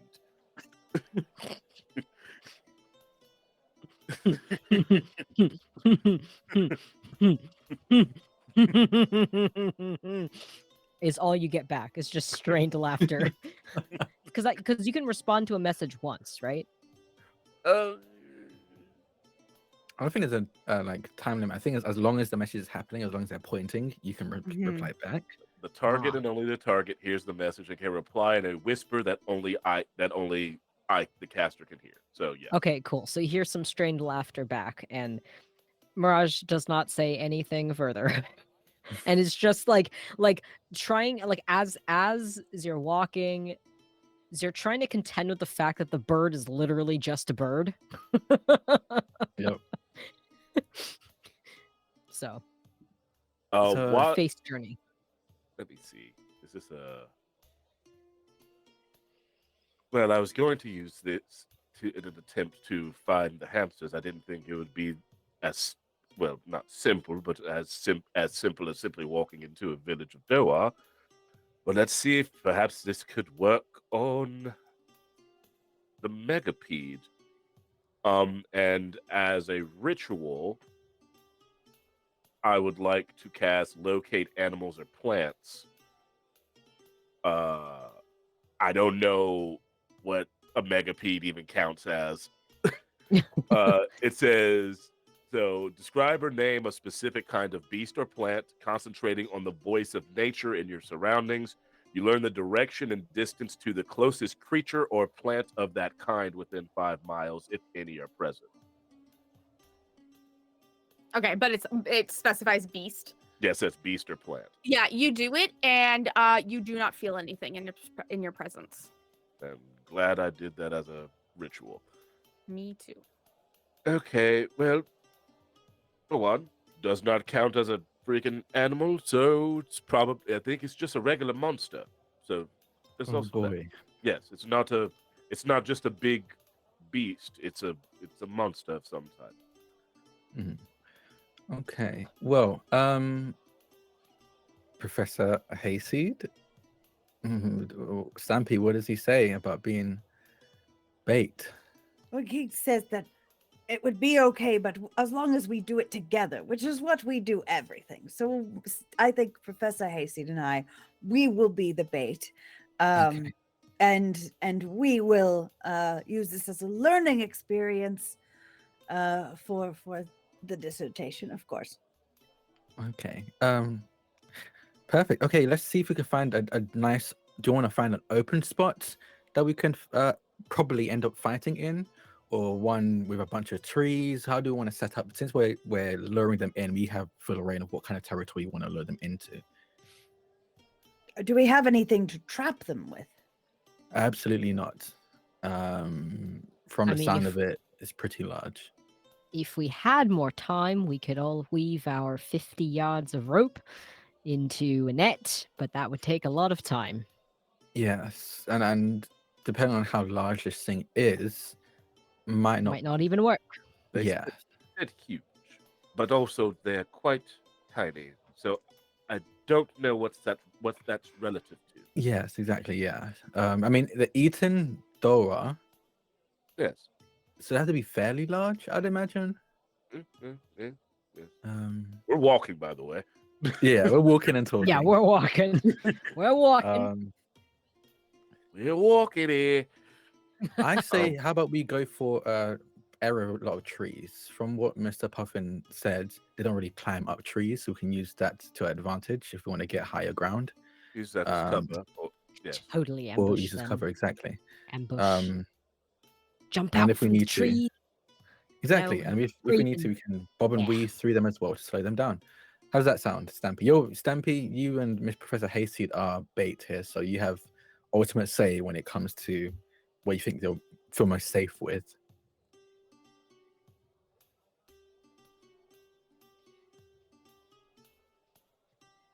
Oh, Dylan. Wait, say, I'm sorry. I'm so sorry. No, you're good. You Say okay? that again. Yes, my brain just short circuited. No, you're good. No, I'm just saying, Stampy, you and Professor Hayseed have final say when it comes to what kind of I guess scenery arena we want to pick. If we want to go for an open clearing or anywhere with as packed trees as possible. What do you think? Well, they don't. I suspect it'll be easier if we do it out in the open, and that way, you all can be there to apprehend it. Right. Out in the open then. Yes, we can do that. And well, we just need to make sure that they find us then. There was also Yeah. the offense from what Mr. Puffin said.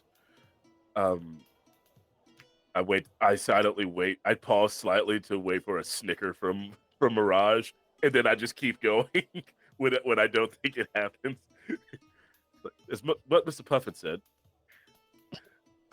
It'd probably just find us if we just continue to walk. Also, so there's two forms of action. There's just going into the forest and it happens upon us, but we are on its trail. So I suppose we could look, since it's apparently it stays close to the ground. Perhaps there's tracks that we could follow as well.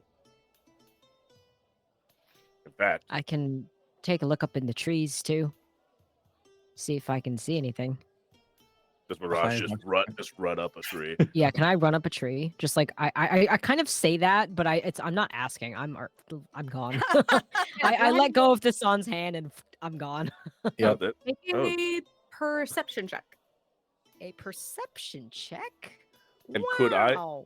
could I do an investigation, since I like in my train of thought of just talking, I go nat 20. I got a nat 20. Hell yeah! So that's a 28 perception. So you can see off in the distance. It's quite easy actually to spot where the megapede has been, because it kind of just destroys trees where it Yeah. goes. It kind of just clears its own path. So you can see a very clear path, and you're pretty sure you just watched that tree fall. That tree that's like over there. How big does it look? Like how wide is the girth? I guess both words work. How wide? I would honestly say like 8 feet. Wide. Ooh, large. Mm.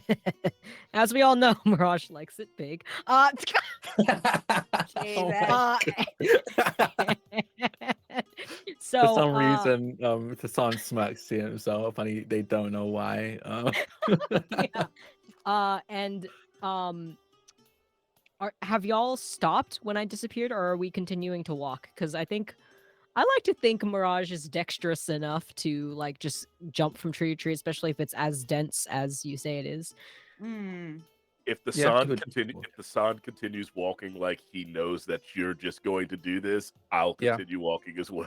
Okay. Yeah, the moment Mirage says that they're gonna go up into the tree to take a look, the sun doesn't even look to their direction. They just kind of like keep walking. You just know that Mirage will be following up at there. And I think I reestablish my mind link with you, Thasan, and I just say, you can relay this to the other people. Also, I almost screamed this down to you, but then I decided, oh, that wouldn't be a good idea. And so Yeah. here we are.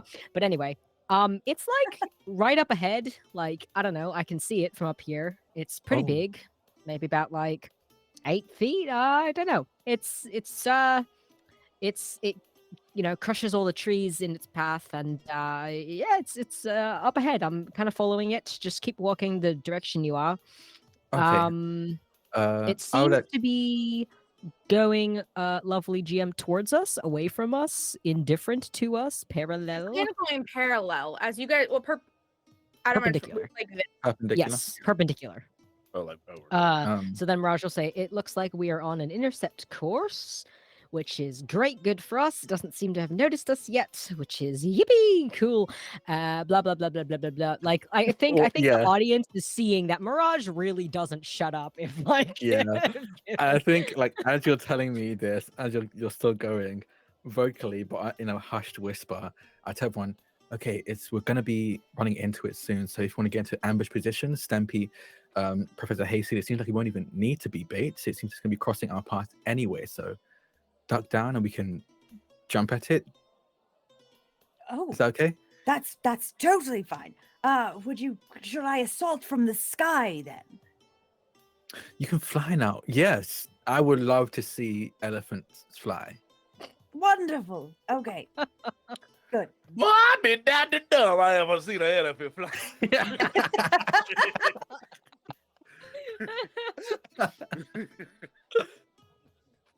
Oh my and I God. think there's like an audio fade back in of Mirage being like, yeah, and then they said to me, oh, what are you And gonna I'll be do like- with that, big boy? Mirage, we're gonna prepare an ambush. I just say that.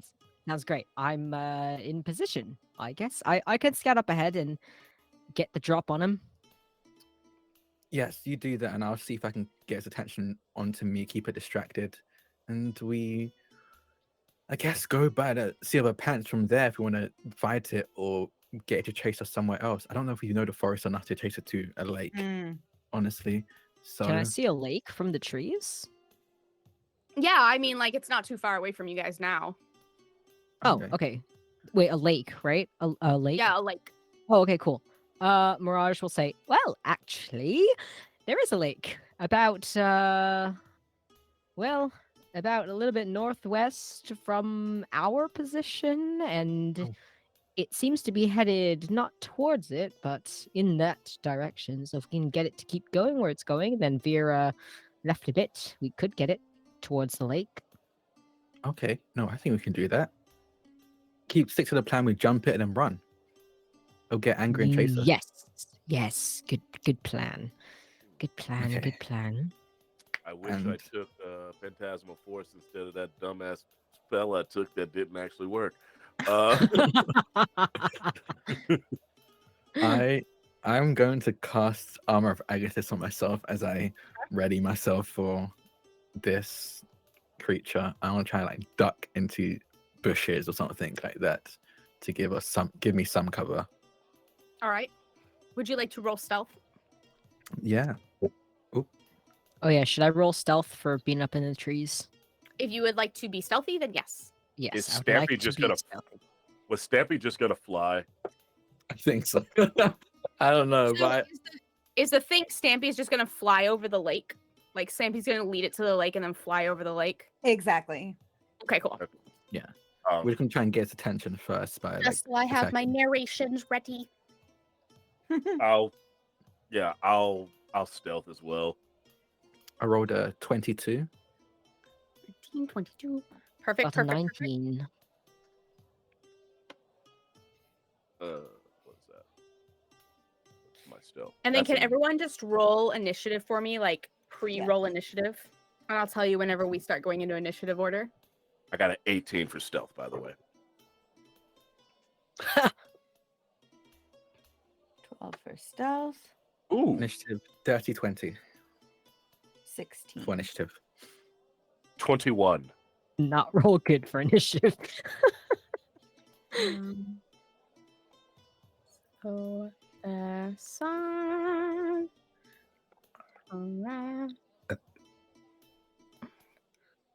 Crayons. And then Stampy.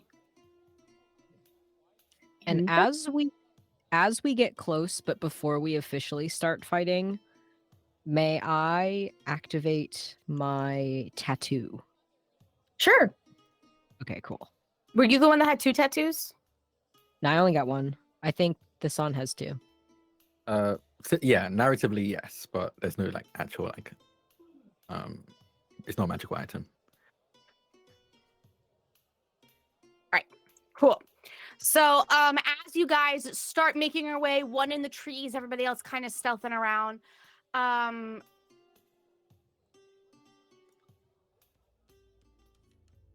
As you guys kind of start making your way around and start to branch out in front of this megapede. It's actually really easy to tell where the megapede is whenever you get close, because you can hear as the trees just fall. Apparently, this thing is just so used to being the biggest thing in the forest that it just moves the forest around it. And as you make your way through the forest, kind of angling yourself to meet and then kind of turn more towards the lake, you come to realize that there are actually a lot of down trees in part of this forest, and it seems that this thing is actually way more destructive than it is helpful to this forest to begin with, because it just rampages on top of growth. Also, as you get closer and closer to it, you start hearing this like a very omish kind of a buzz coming from it, just its body working so hard. It is seemingly not scared. It's not scared of anything. It's not trying to be stealthy. It is the biggest thing. As you come across it, we're gonna start on Stampy's turn, because as you make your way and connect paths with it, we're gonna start on Stampy's turn because Stampy is the bait. So obviously everyone would elect for them to go to first. Stampy, what do you do as you make contact? Of course. Well, first of all, Stampy takes his giant ears and flaps them about as he is lifted up into the ground. Professor Hayseed has regular wings and flies normally, of course. And then the two of us will sail through the air. And what I would like to do is I would like to fly over the creature. Mm-hmm. It's like headed this way. I want to like land right in front of it, like cut it off at the path. And I would like to cast reduce. Yes, I was thinking it the entire time. I was like, are you gonna do it? You know what? This is probably my favorite enlarge reduce spell that has ever been made at my game. So thank you for this moment. You're welcome. As you cast reduce, what does your reduce look like? Is there like a glow to it? Is there what does it look like? So it's very much a pop in the Okay. same for with the in Hitchhiker's Guide when they interact with like the randomizer thing that I forget what it was called, and it's just like it's just sort of like Yeah. that. And so it just pops out of space and then back into space, tiny. Does it need to roll? So anything? I believe there is a save. There is But a I- save. It's I believe it's an intelligence save. let's see, pop up. I think it might be con. It is a con save of 15. I rolled a 7. Woo! So it pops in, pops out, and pops back in, and it's 2 sizes smaller, correct? It hold on, let me make sure I have this right. It's halved in all dimensions. Right. Its weight That's reduced one. to 1/8 of normal. Yeah. Yeah, that's one category. And it's got So instead of it being this it's like 8 feet wide. You weren't aware of how long it is. It's about 20 feet long. mhm. It goes from being that to 4 feet wide and 10 feet long. However, the megapede is stupid and it doesn't know that it has become smaller. So it goes to try to cleave down another tree and just crashes into it. Its whole back of the body yo-yoing or folding up onto itself. And it becomes Accordions this little this mash. It kind of flips over onto its back and kind of does a little panic for a little bit, and then flips back over, and then stops. And you can hear like wow, wow, wow, and they're just like, and it's just sitting there staring at Stampy. Stampy, having a delayed reaction, trumpets, and does one of these like he was just caught in the shower, and hollers, in fear. Perfect. Mirage, after seeing the accordion, that's what he accordions and then falls and then gets back up. What would you like to do? Me, my turn already. It is my turn. It is your turn. Me, okay. I will. It seems interested in Stampy, yes? As far as you can tell, it is staring at Stampy. There's not really any indication of interest or disinterest. Okay, I think I'm actually going to hold my turn because I think Mirage in the heat of battle might be where Mirage is the smartest. And I think because the plan was for Stampy to be bait and to lead it somewhere, Mirage doesn't want to screw that up by jumping down and hitting it or anything. Okay. And also, if we wanted to use its exoskeleton for armor, obviously, if you break it, not usable anymore. So I'm gonna hold my turn, and I think, correct me if I'm wrong, lovely DM, but that means I can insert my turn farther down in the initiative order. Yeah. Okay, so I will hold my turn. Yeah. You have to set a trigger though. So like basically what that means is like when this happens, my turn happens. So what is the trigger? Okay. I think the trigger for Mirage is waiting to see what the megapede is going to do. So I think if the megapede moves or does anything, I think that will trigger me doing something. Mm-hmm. Okay, sounds good. Fasan, would you like to take any actions, or would you like to hold as well and wait for the megapede to make up its mind? Its single brain cell, literally. Calculating. Please wait. I want to from my cover, and I don't know, actually I very rarely like stealth within combat, so this is honestly new to me despite having played D&D a bunch. But within cover, I would like to cast Mind Sliver at this megapede. Cool. So if you do cast that, it will break your cover because you have to do verbal and semantic components. Yes. Okay. Yeah, I'll do that. Okay, cool. What Um, does Mind Sliver do? Can you read it to me? They need to make an intelligence saving throw. I have a -5 to that. Yeah, they have a -5. No, they're not gonna make an saving throw. It was like a 4. Yeah, they'd have to get like a nat 20 to beat my DC. So they take. I'm gonna use this. 9 points of psychic damage, Okay. and the next saving throw they do, they minus 1d4 from that saving throw. Okay. I'll Um, put the D4 and out. that ends when it Right. happens, or at the end of my next turn if it doesn't happen. Yeah. So Stampy, what you see is the eyes kind of readjust, almost like they're like zooming in and out lenses at behind a foggy glass. The eyes kind of readjust, and you see it shake its head slightly for a moment, and then it just looks at you and locks eyes with you. It is now the Megapede's turn. Damn, What? I said, what the Megapede rolled? Damn. The Megapede rolled a 21 as well, because it does have pretty good it does have a pretty good Speed. initiative. Yes. So the Megapede is going to take a moment to digest the area. You see its eyes recalibrating as it looks around slowly. But surprisingly, everybody rolled above it. Everybody rolled above it except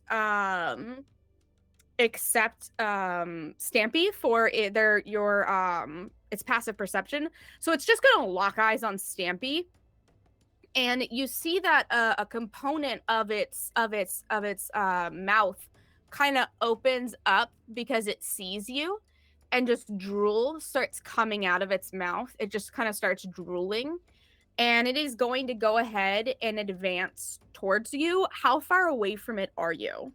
I'm right in front of it. Okay, so it's gonna go ahead and bite you. Great. Good. Good. So it's gonna bite you. It has +10 to hit, but I rolled an 8, so I rolled an 18. That certainly hits. All right. Where are my D8s? All right. You take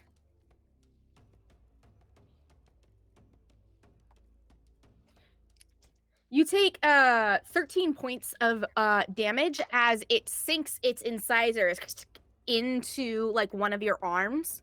It is it's now small. It's all now halved. So does that do anything to yes. the Take a D4 away from that damage.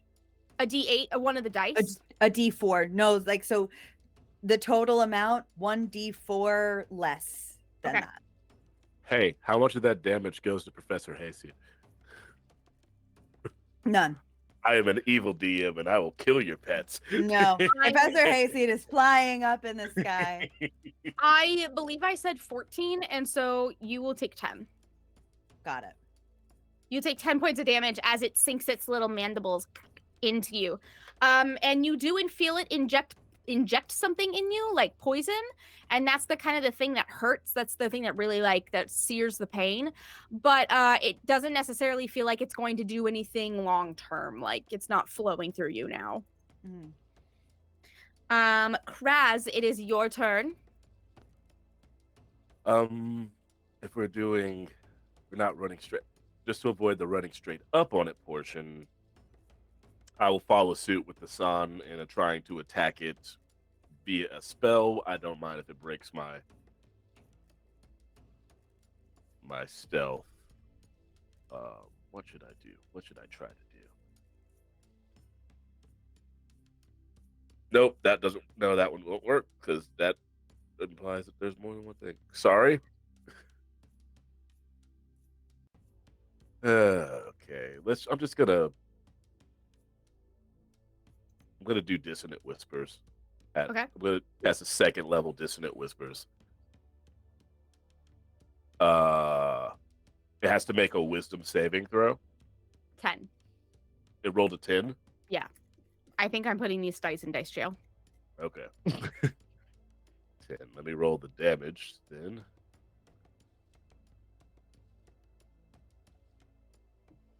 Takes 14 psychic damage. Okay. We'll see what else does it do. Then it can hear.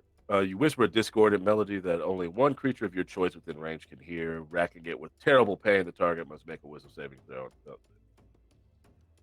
It must immediately use its reaction, if available, to move as far away as its speed allows away from me. Creature doesn't move into obviously dangerous ground, such as a fire or a pit, but it needs to move as far away as it can from me. And I believe the way we were angled going towards the lake, correct? Yeah. So it has to run away towards the lake now. Yeah. So, Stampy, you see what everyone else sees is the eyes defocus, and then just the wow wow stops, and it just starts moving, and it like barely skips by Stampy, like barely. Like if you wanted to take an opportunity attack, you probably could, but oh wait, you don't have any physical attacks, do you? You don't have a dagger.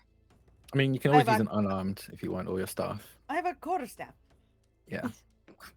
Bonk 'em. Bonk. I'll Go bonk ahead. if that is Go okay. Yeah, go ahead and roll it. Okay. Bonk him with the Bonk. bonk stick. Bonk Um, stick. 19 to As- hit. 19 does hit.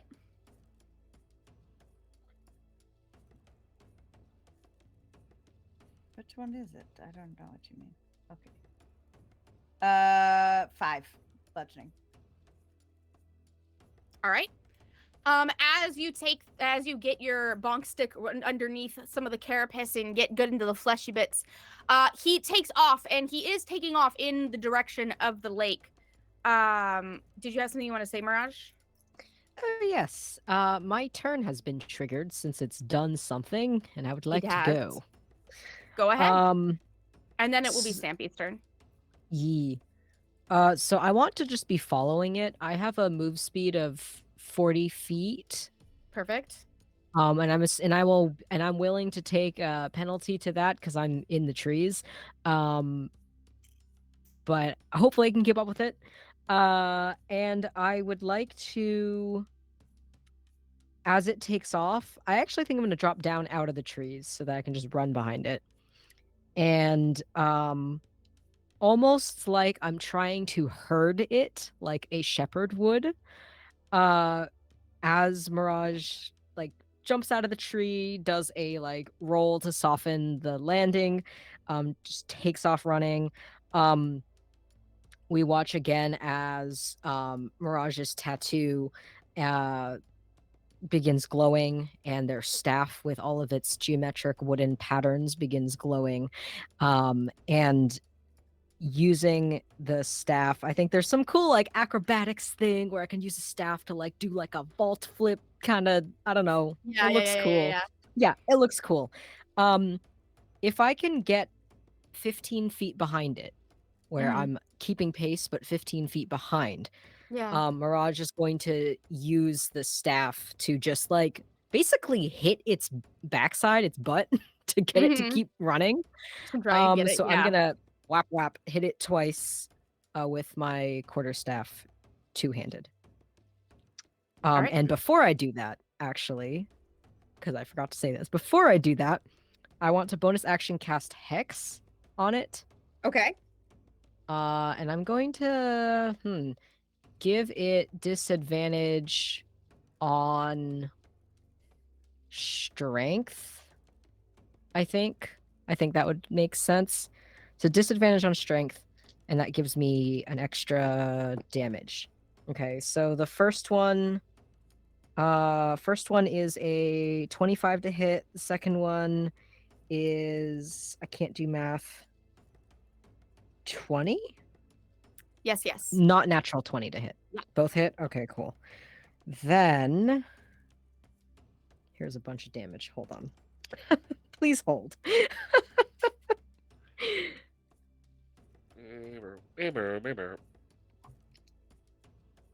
My attempt at an 2d8. AOL noise just now was horrible. That is a lot of damage. Give me a second to count numbers.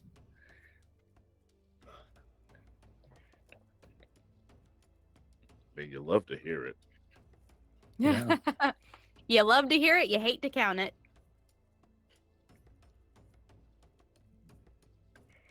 35 total. Okay. And of that, eight of that is force, and 11 of that was necrotic damage. Okay. And I would like to use a key point to wait, can I? Because I just used a bonus action.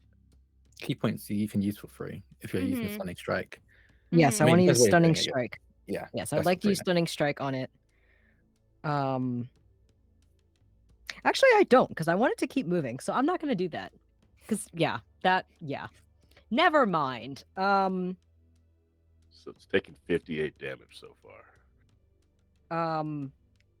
What? It's taking 65. Am I doing math It has? wrong? 65? Wait. Hey, I'm not complaining. More damage. It Oh, went yeah. from I forgot about Stampy's hit. I wasn't went from Oh, yeah, 9 to the five. 25 to 30, Yeah. 65. Yeah. Hee. So yeah, so I'm just gonna be running behind it and whapping it with these like glowing tendrils out of the end of my quarterstaff. Yeah. And just running behind it. Okay. Stampy, what would you like to do? So, Zoom. I would say you don't have to listen to what Sasan says, but after Sasan sees the honestly, I'm assuming pretty big hit considering Stampy is a wizard, my Mhm. guess, right? yes. Yeah. Sasan's gonna be like, Stampy, get out of there, I can be bait. And that's what Sasan will yell out. Stampy looks around at the situation and is like, and instead creates another like more attractive looking Stampy. Fatter ass. Sasan is like, Stampy, get out. Whoa. With I think yeah, Down bad. it's like when Bugs Bunny put on lipstick to trick Elmer Fudd. And I work many queer people. Yeah. So create this more enticing looking Stampy that would be like, look at me, don't you want to eat me? So good looking. But it is an illusion. I just want to point out that the bard has been the least horny of this game, and I'm changing the stigma right now. I refuse it. Good. I mean, I think the monk and the warlock have been pretty horny this game. Yeah.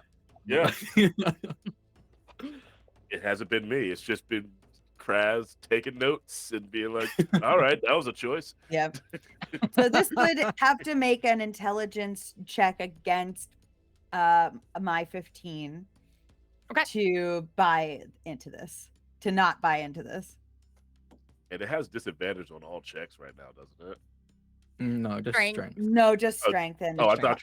thought your mind slipper did something. No, 13 it just minus goodness 5. sakes. Hell yeah.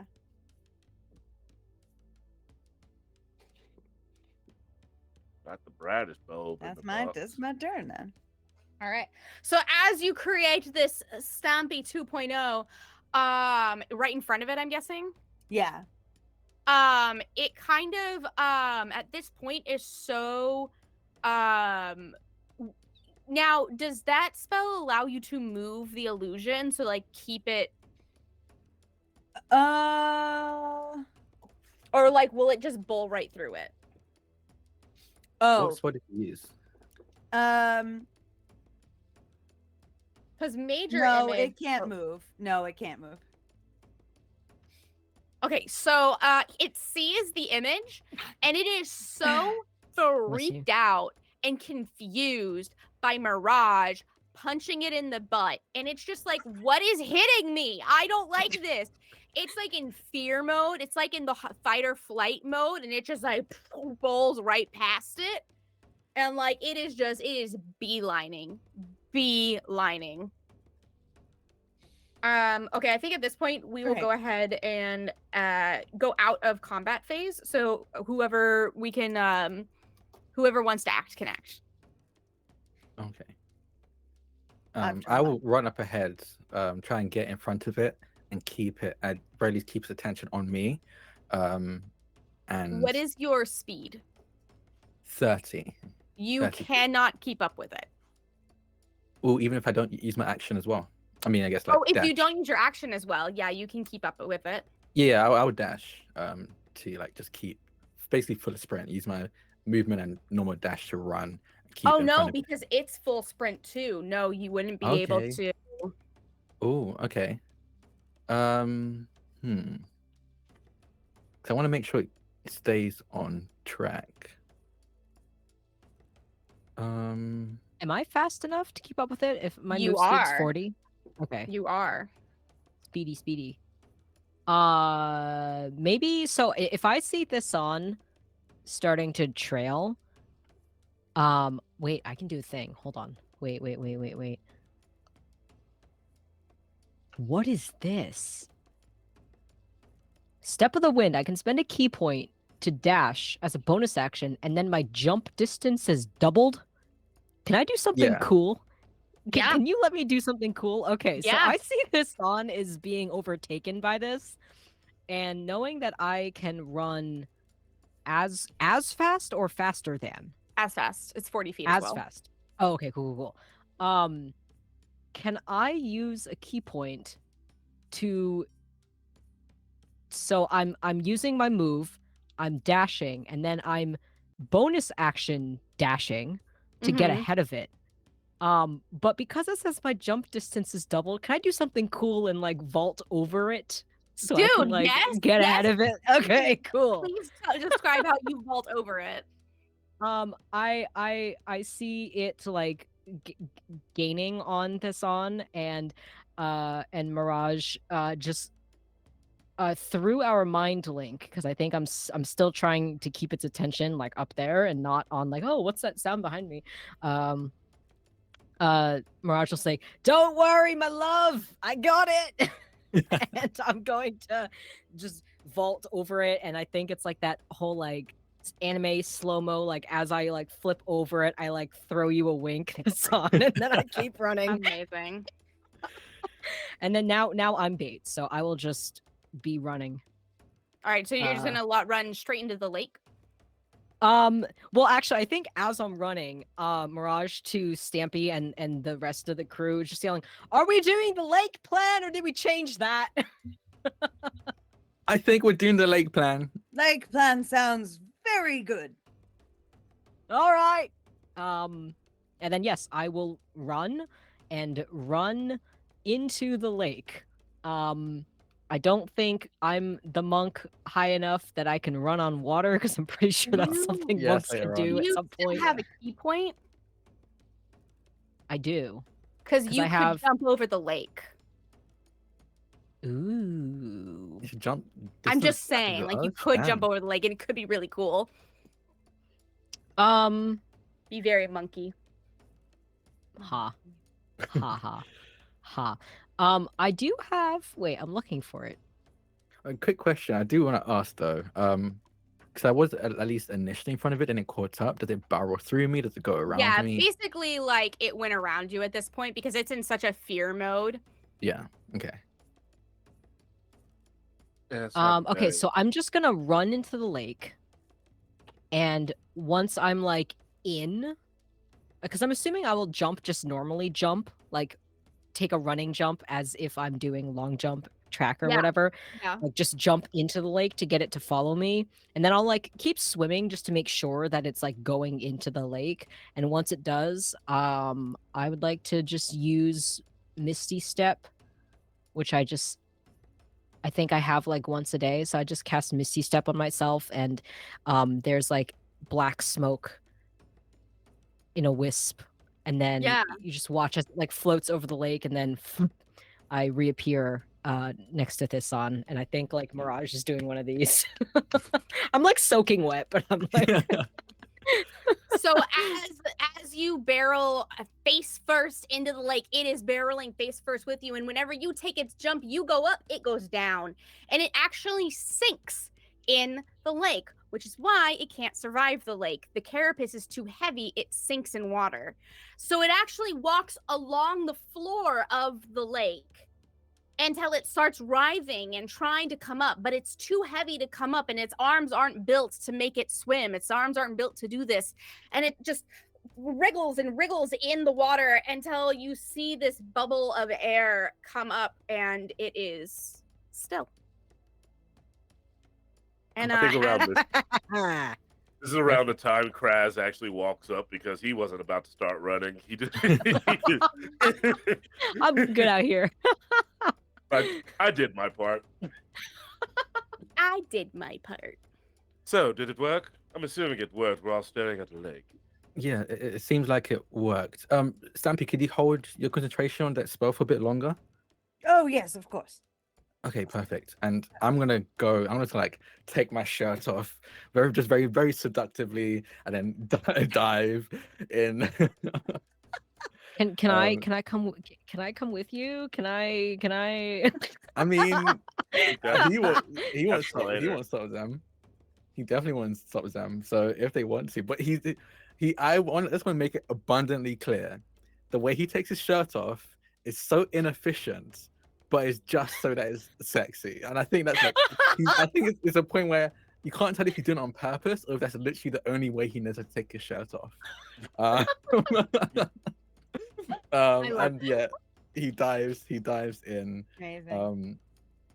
I And shout if out after. Mirage- I shout out after you. There was such a better way to do that. I think Mirage is already gone too. Like I think I've also like stripped some of my clothes off, and I would like to dive down there as well.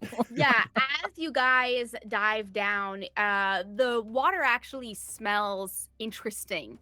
And as you go through the water, you actually realize it's kind of almost goopy.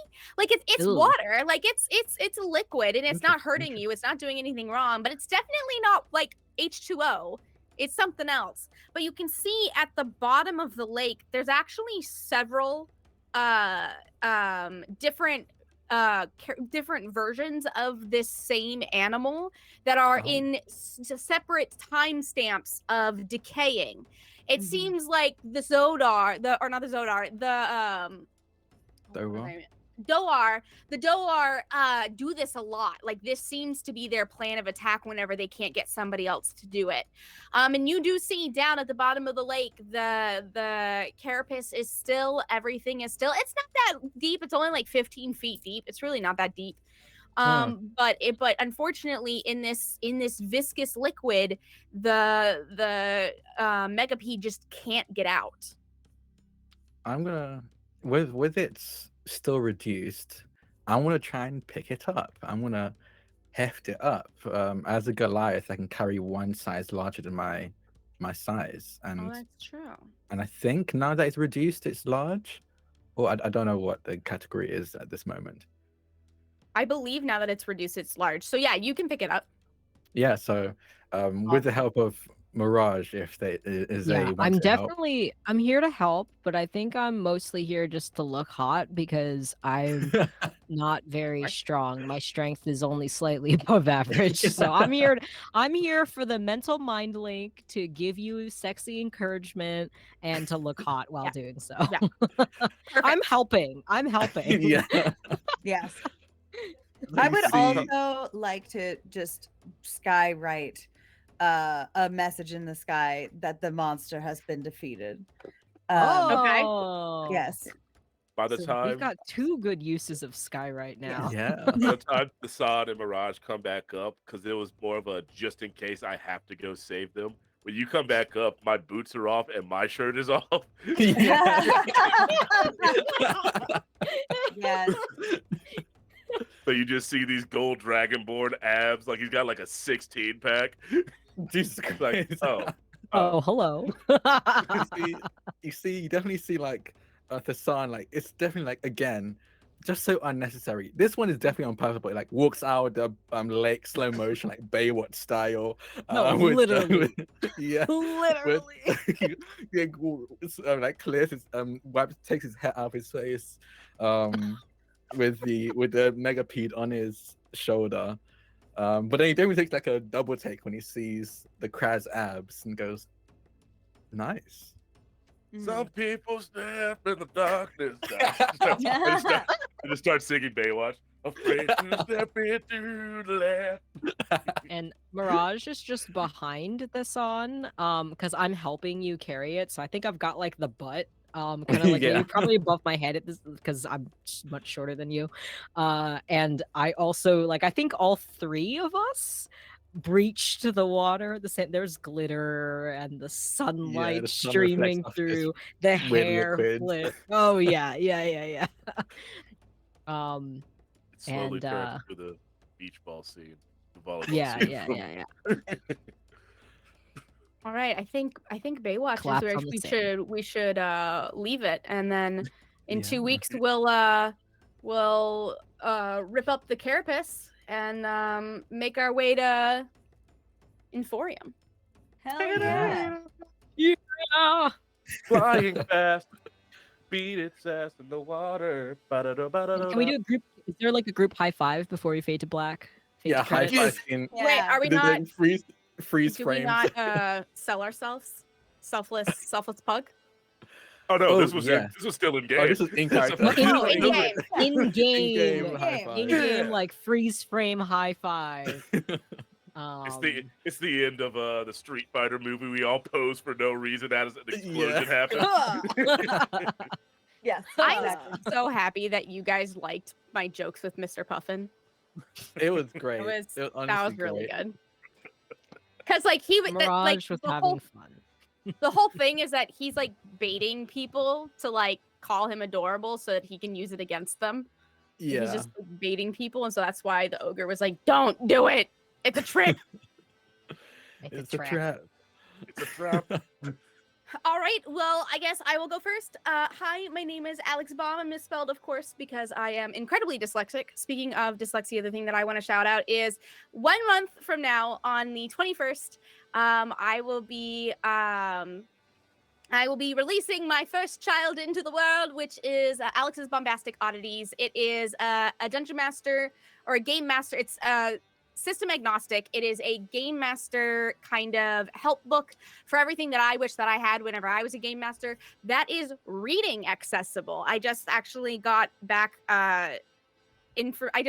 feedback from my colorblind person that this was one of the first things that she's ever read for, you know, sensitivity reading that she didn't actually like. It was actually made for people with colorblind. It wasn't just cause let's make sure colorblind can see it. Like I made it with colorblind people in mind, and she could tell.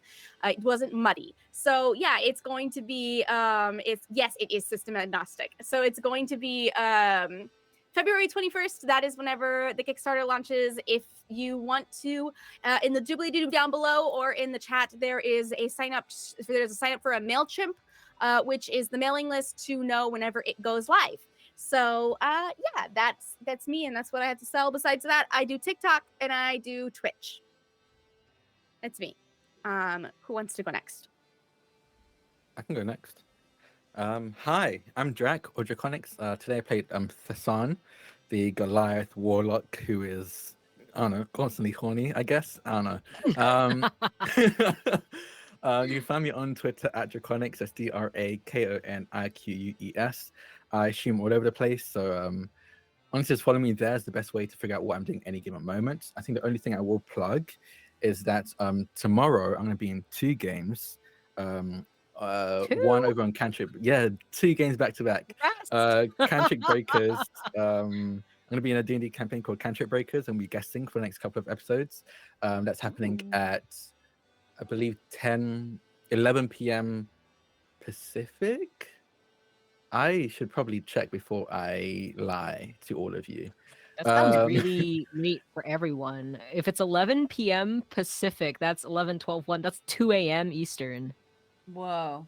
Oh, not p.m. Sorry, 11 a.m. Pacific. Oh. 11 Okay, that's a.m. better. Pacific. Yeah, tomorrow at 11 a.m. Pacific, I'm gonna be over on Cantrip Breakers. That's Cantrip Breakers. I'll be returning as my guest character Kybus.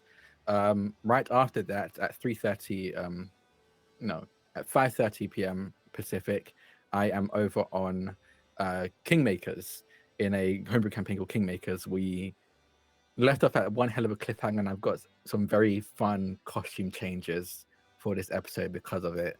It's going to be interesting. I never worn anything like this before. And on Saturday at 3 p.m. Eastern or 2 p.m. Pacific, I am in a campaign called Strixhaven Higher Education, where I play a Gorgon inventor, and we're gonna finally have a shopping episode. We've been trying to get to it for two to three episodes now. We're finally there. But yeah, that's everything I'm doing. I want to throw it over to Jay. Excuse me. Hi everyone. My name is Jay. I use they them. I am at Nalawoo on Twitter and at Naladraws if you'd like to see my artwork. I am also at Naladraws on every other social media that I have an account on. I am a professional illustrator and art director working full-time in TTRPGs. I'm super excited about a bunch of stuff that is all coming out very soon. So follow my socials if you want to keep up to date with all of the fun artsy things that I am working on. Besides art, I'm also a voice actor, sensitivity consultant, TTRPG content creator, and professional actual play stream performer. The show that I want to shout out is tomorrow night, Tuesday at 8 p.m. on Going Critical RPG. I play in Itaewon by Night, which is an all-Asian cast playing Vampire the Masquerade set in Seoul, South Korea. I play Ventru Ansele, girl boss, who is the sire of one of the other characters, or one of the other players' characters. And we have a little romance thing going. We're also trying to solve a murder. And the body, we stole the body. Cerise bit into the heart. We had an exorcism. There's a lot of stuff going on. So you should come check out our penultimate episode, because we only got 2 more in this season, tomorrow night on Going Critical. Besides that, a happy Lunar New Year to all who celebrate. I had a really great weekend. And yeah, feeling good post weekend stuff. But yeah, that's me. If we're going in the same order before, I'm gonna throw it to Crash Daryl. You said it wrong. It's Crazy Bit of Dracodendron. Hi, I'm Daryl. I had the pleasure of playing Crazy Bit of Dracodendron, your College of Sword Bards, who has yet to use his sword. Where you can find me? You can find me on Instagram and Twitter at Mr._Daryl Dorsey. You can find me streaming on Twitch, usually on Thursdays, Saturdays, and Sundays. Fridays and Mondays are sometimes for me. They're wild cards if I'm not doing this. Game wise, check out my personal Vampire the Masquerade podcast, Fan Game Pod. We are currently in our second chapter of San Diego by Night. I am the storyteller. I am not a player. I get to kind of try to herd those cats and avoid shopping episodes. They're the bane of my existence in that game. You can also find me on the Treasures Untold podcast. I believe the current episodes that are out, you can find me playing Shadow Moon, aka Marcus Black, because we are playing literary characters, and our party consists of myself as Shadow, the guide from Jumanji, Arya Stark. It's a weird mishmash. That's good. Soon coming out is the next portion in which we reveal that that was just a story being read by a student at a magic school because we switched systems to Kids on Brooms, where I am playing the one adult to a bunch of kids because I'm a professor at the school they go to. Wow. Yep, I can't play kids. I cannot play a child. This has been my voice the entire time, Dylan. You came out of the womb sounding that that way. My mother told me that I came out with the blank stare that everyone saw when I wasn't speaking during this stream. But with that being said, I'm going to shoot it over to Dylan. Oh my God, adore you. Hi, I'm Dylan, or Super Dylan. I am a games designer and actual play performer, and I would really like to encourage you to listen to The Atomless. It is a Starfinder actual play podcast, and we release it in two different ways. If you prefer to see the faces around the table, hear us, discuss rules, argue, have crosstalk, make inside jokes, go watch the VODs on YouTube. If you like a more finished product, a shorter show that's been edited down and given some ambiance to enhance the story, then go find it on your favorite podcatcher. We are coming back from our hiatus, our holiday hiatus, very shortly with huge things that you're gonna flip out over. So if you feel like catching up a little bit or familiarizing with it, now is a really good time. That's me. And I back think to that's Alex. everyone. Yeah. Okay. All right. That's all of us. So, everyone, thank you so much for being here. I super, super appreciate every single one of you. And we will be back in 2 weeks for the thrilling conclusion. We'll say thrilling conclusion of La Fête du Carnaval. For now, goodbye. Bye. Bye. Bye.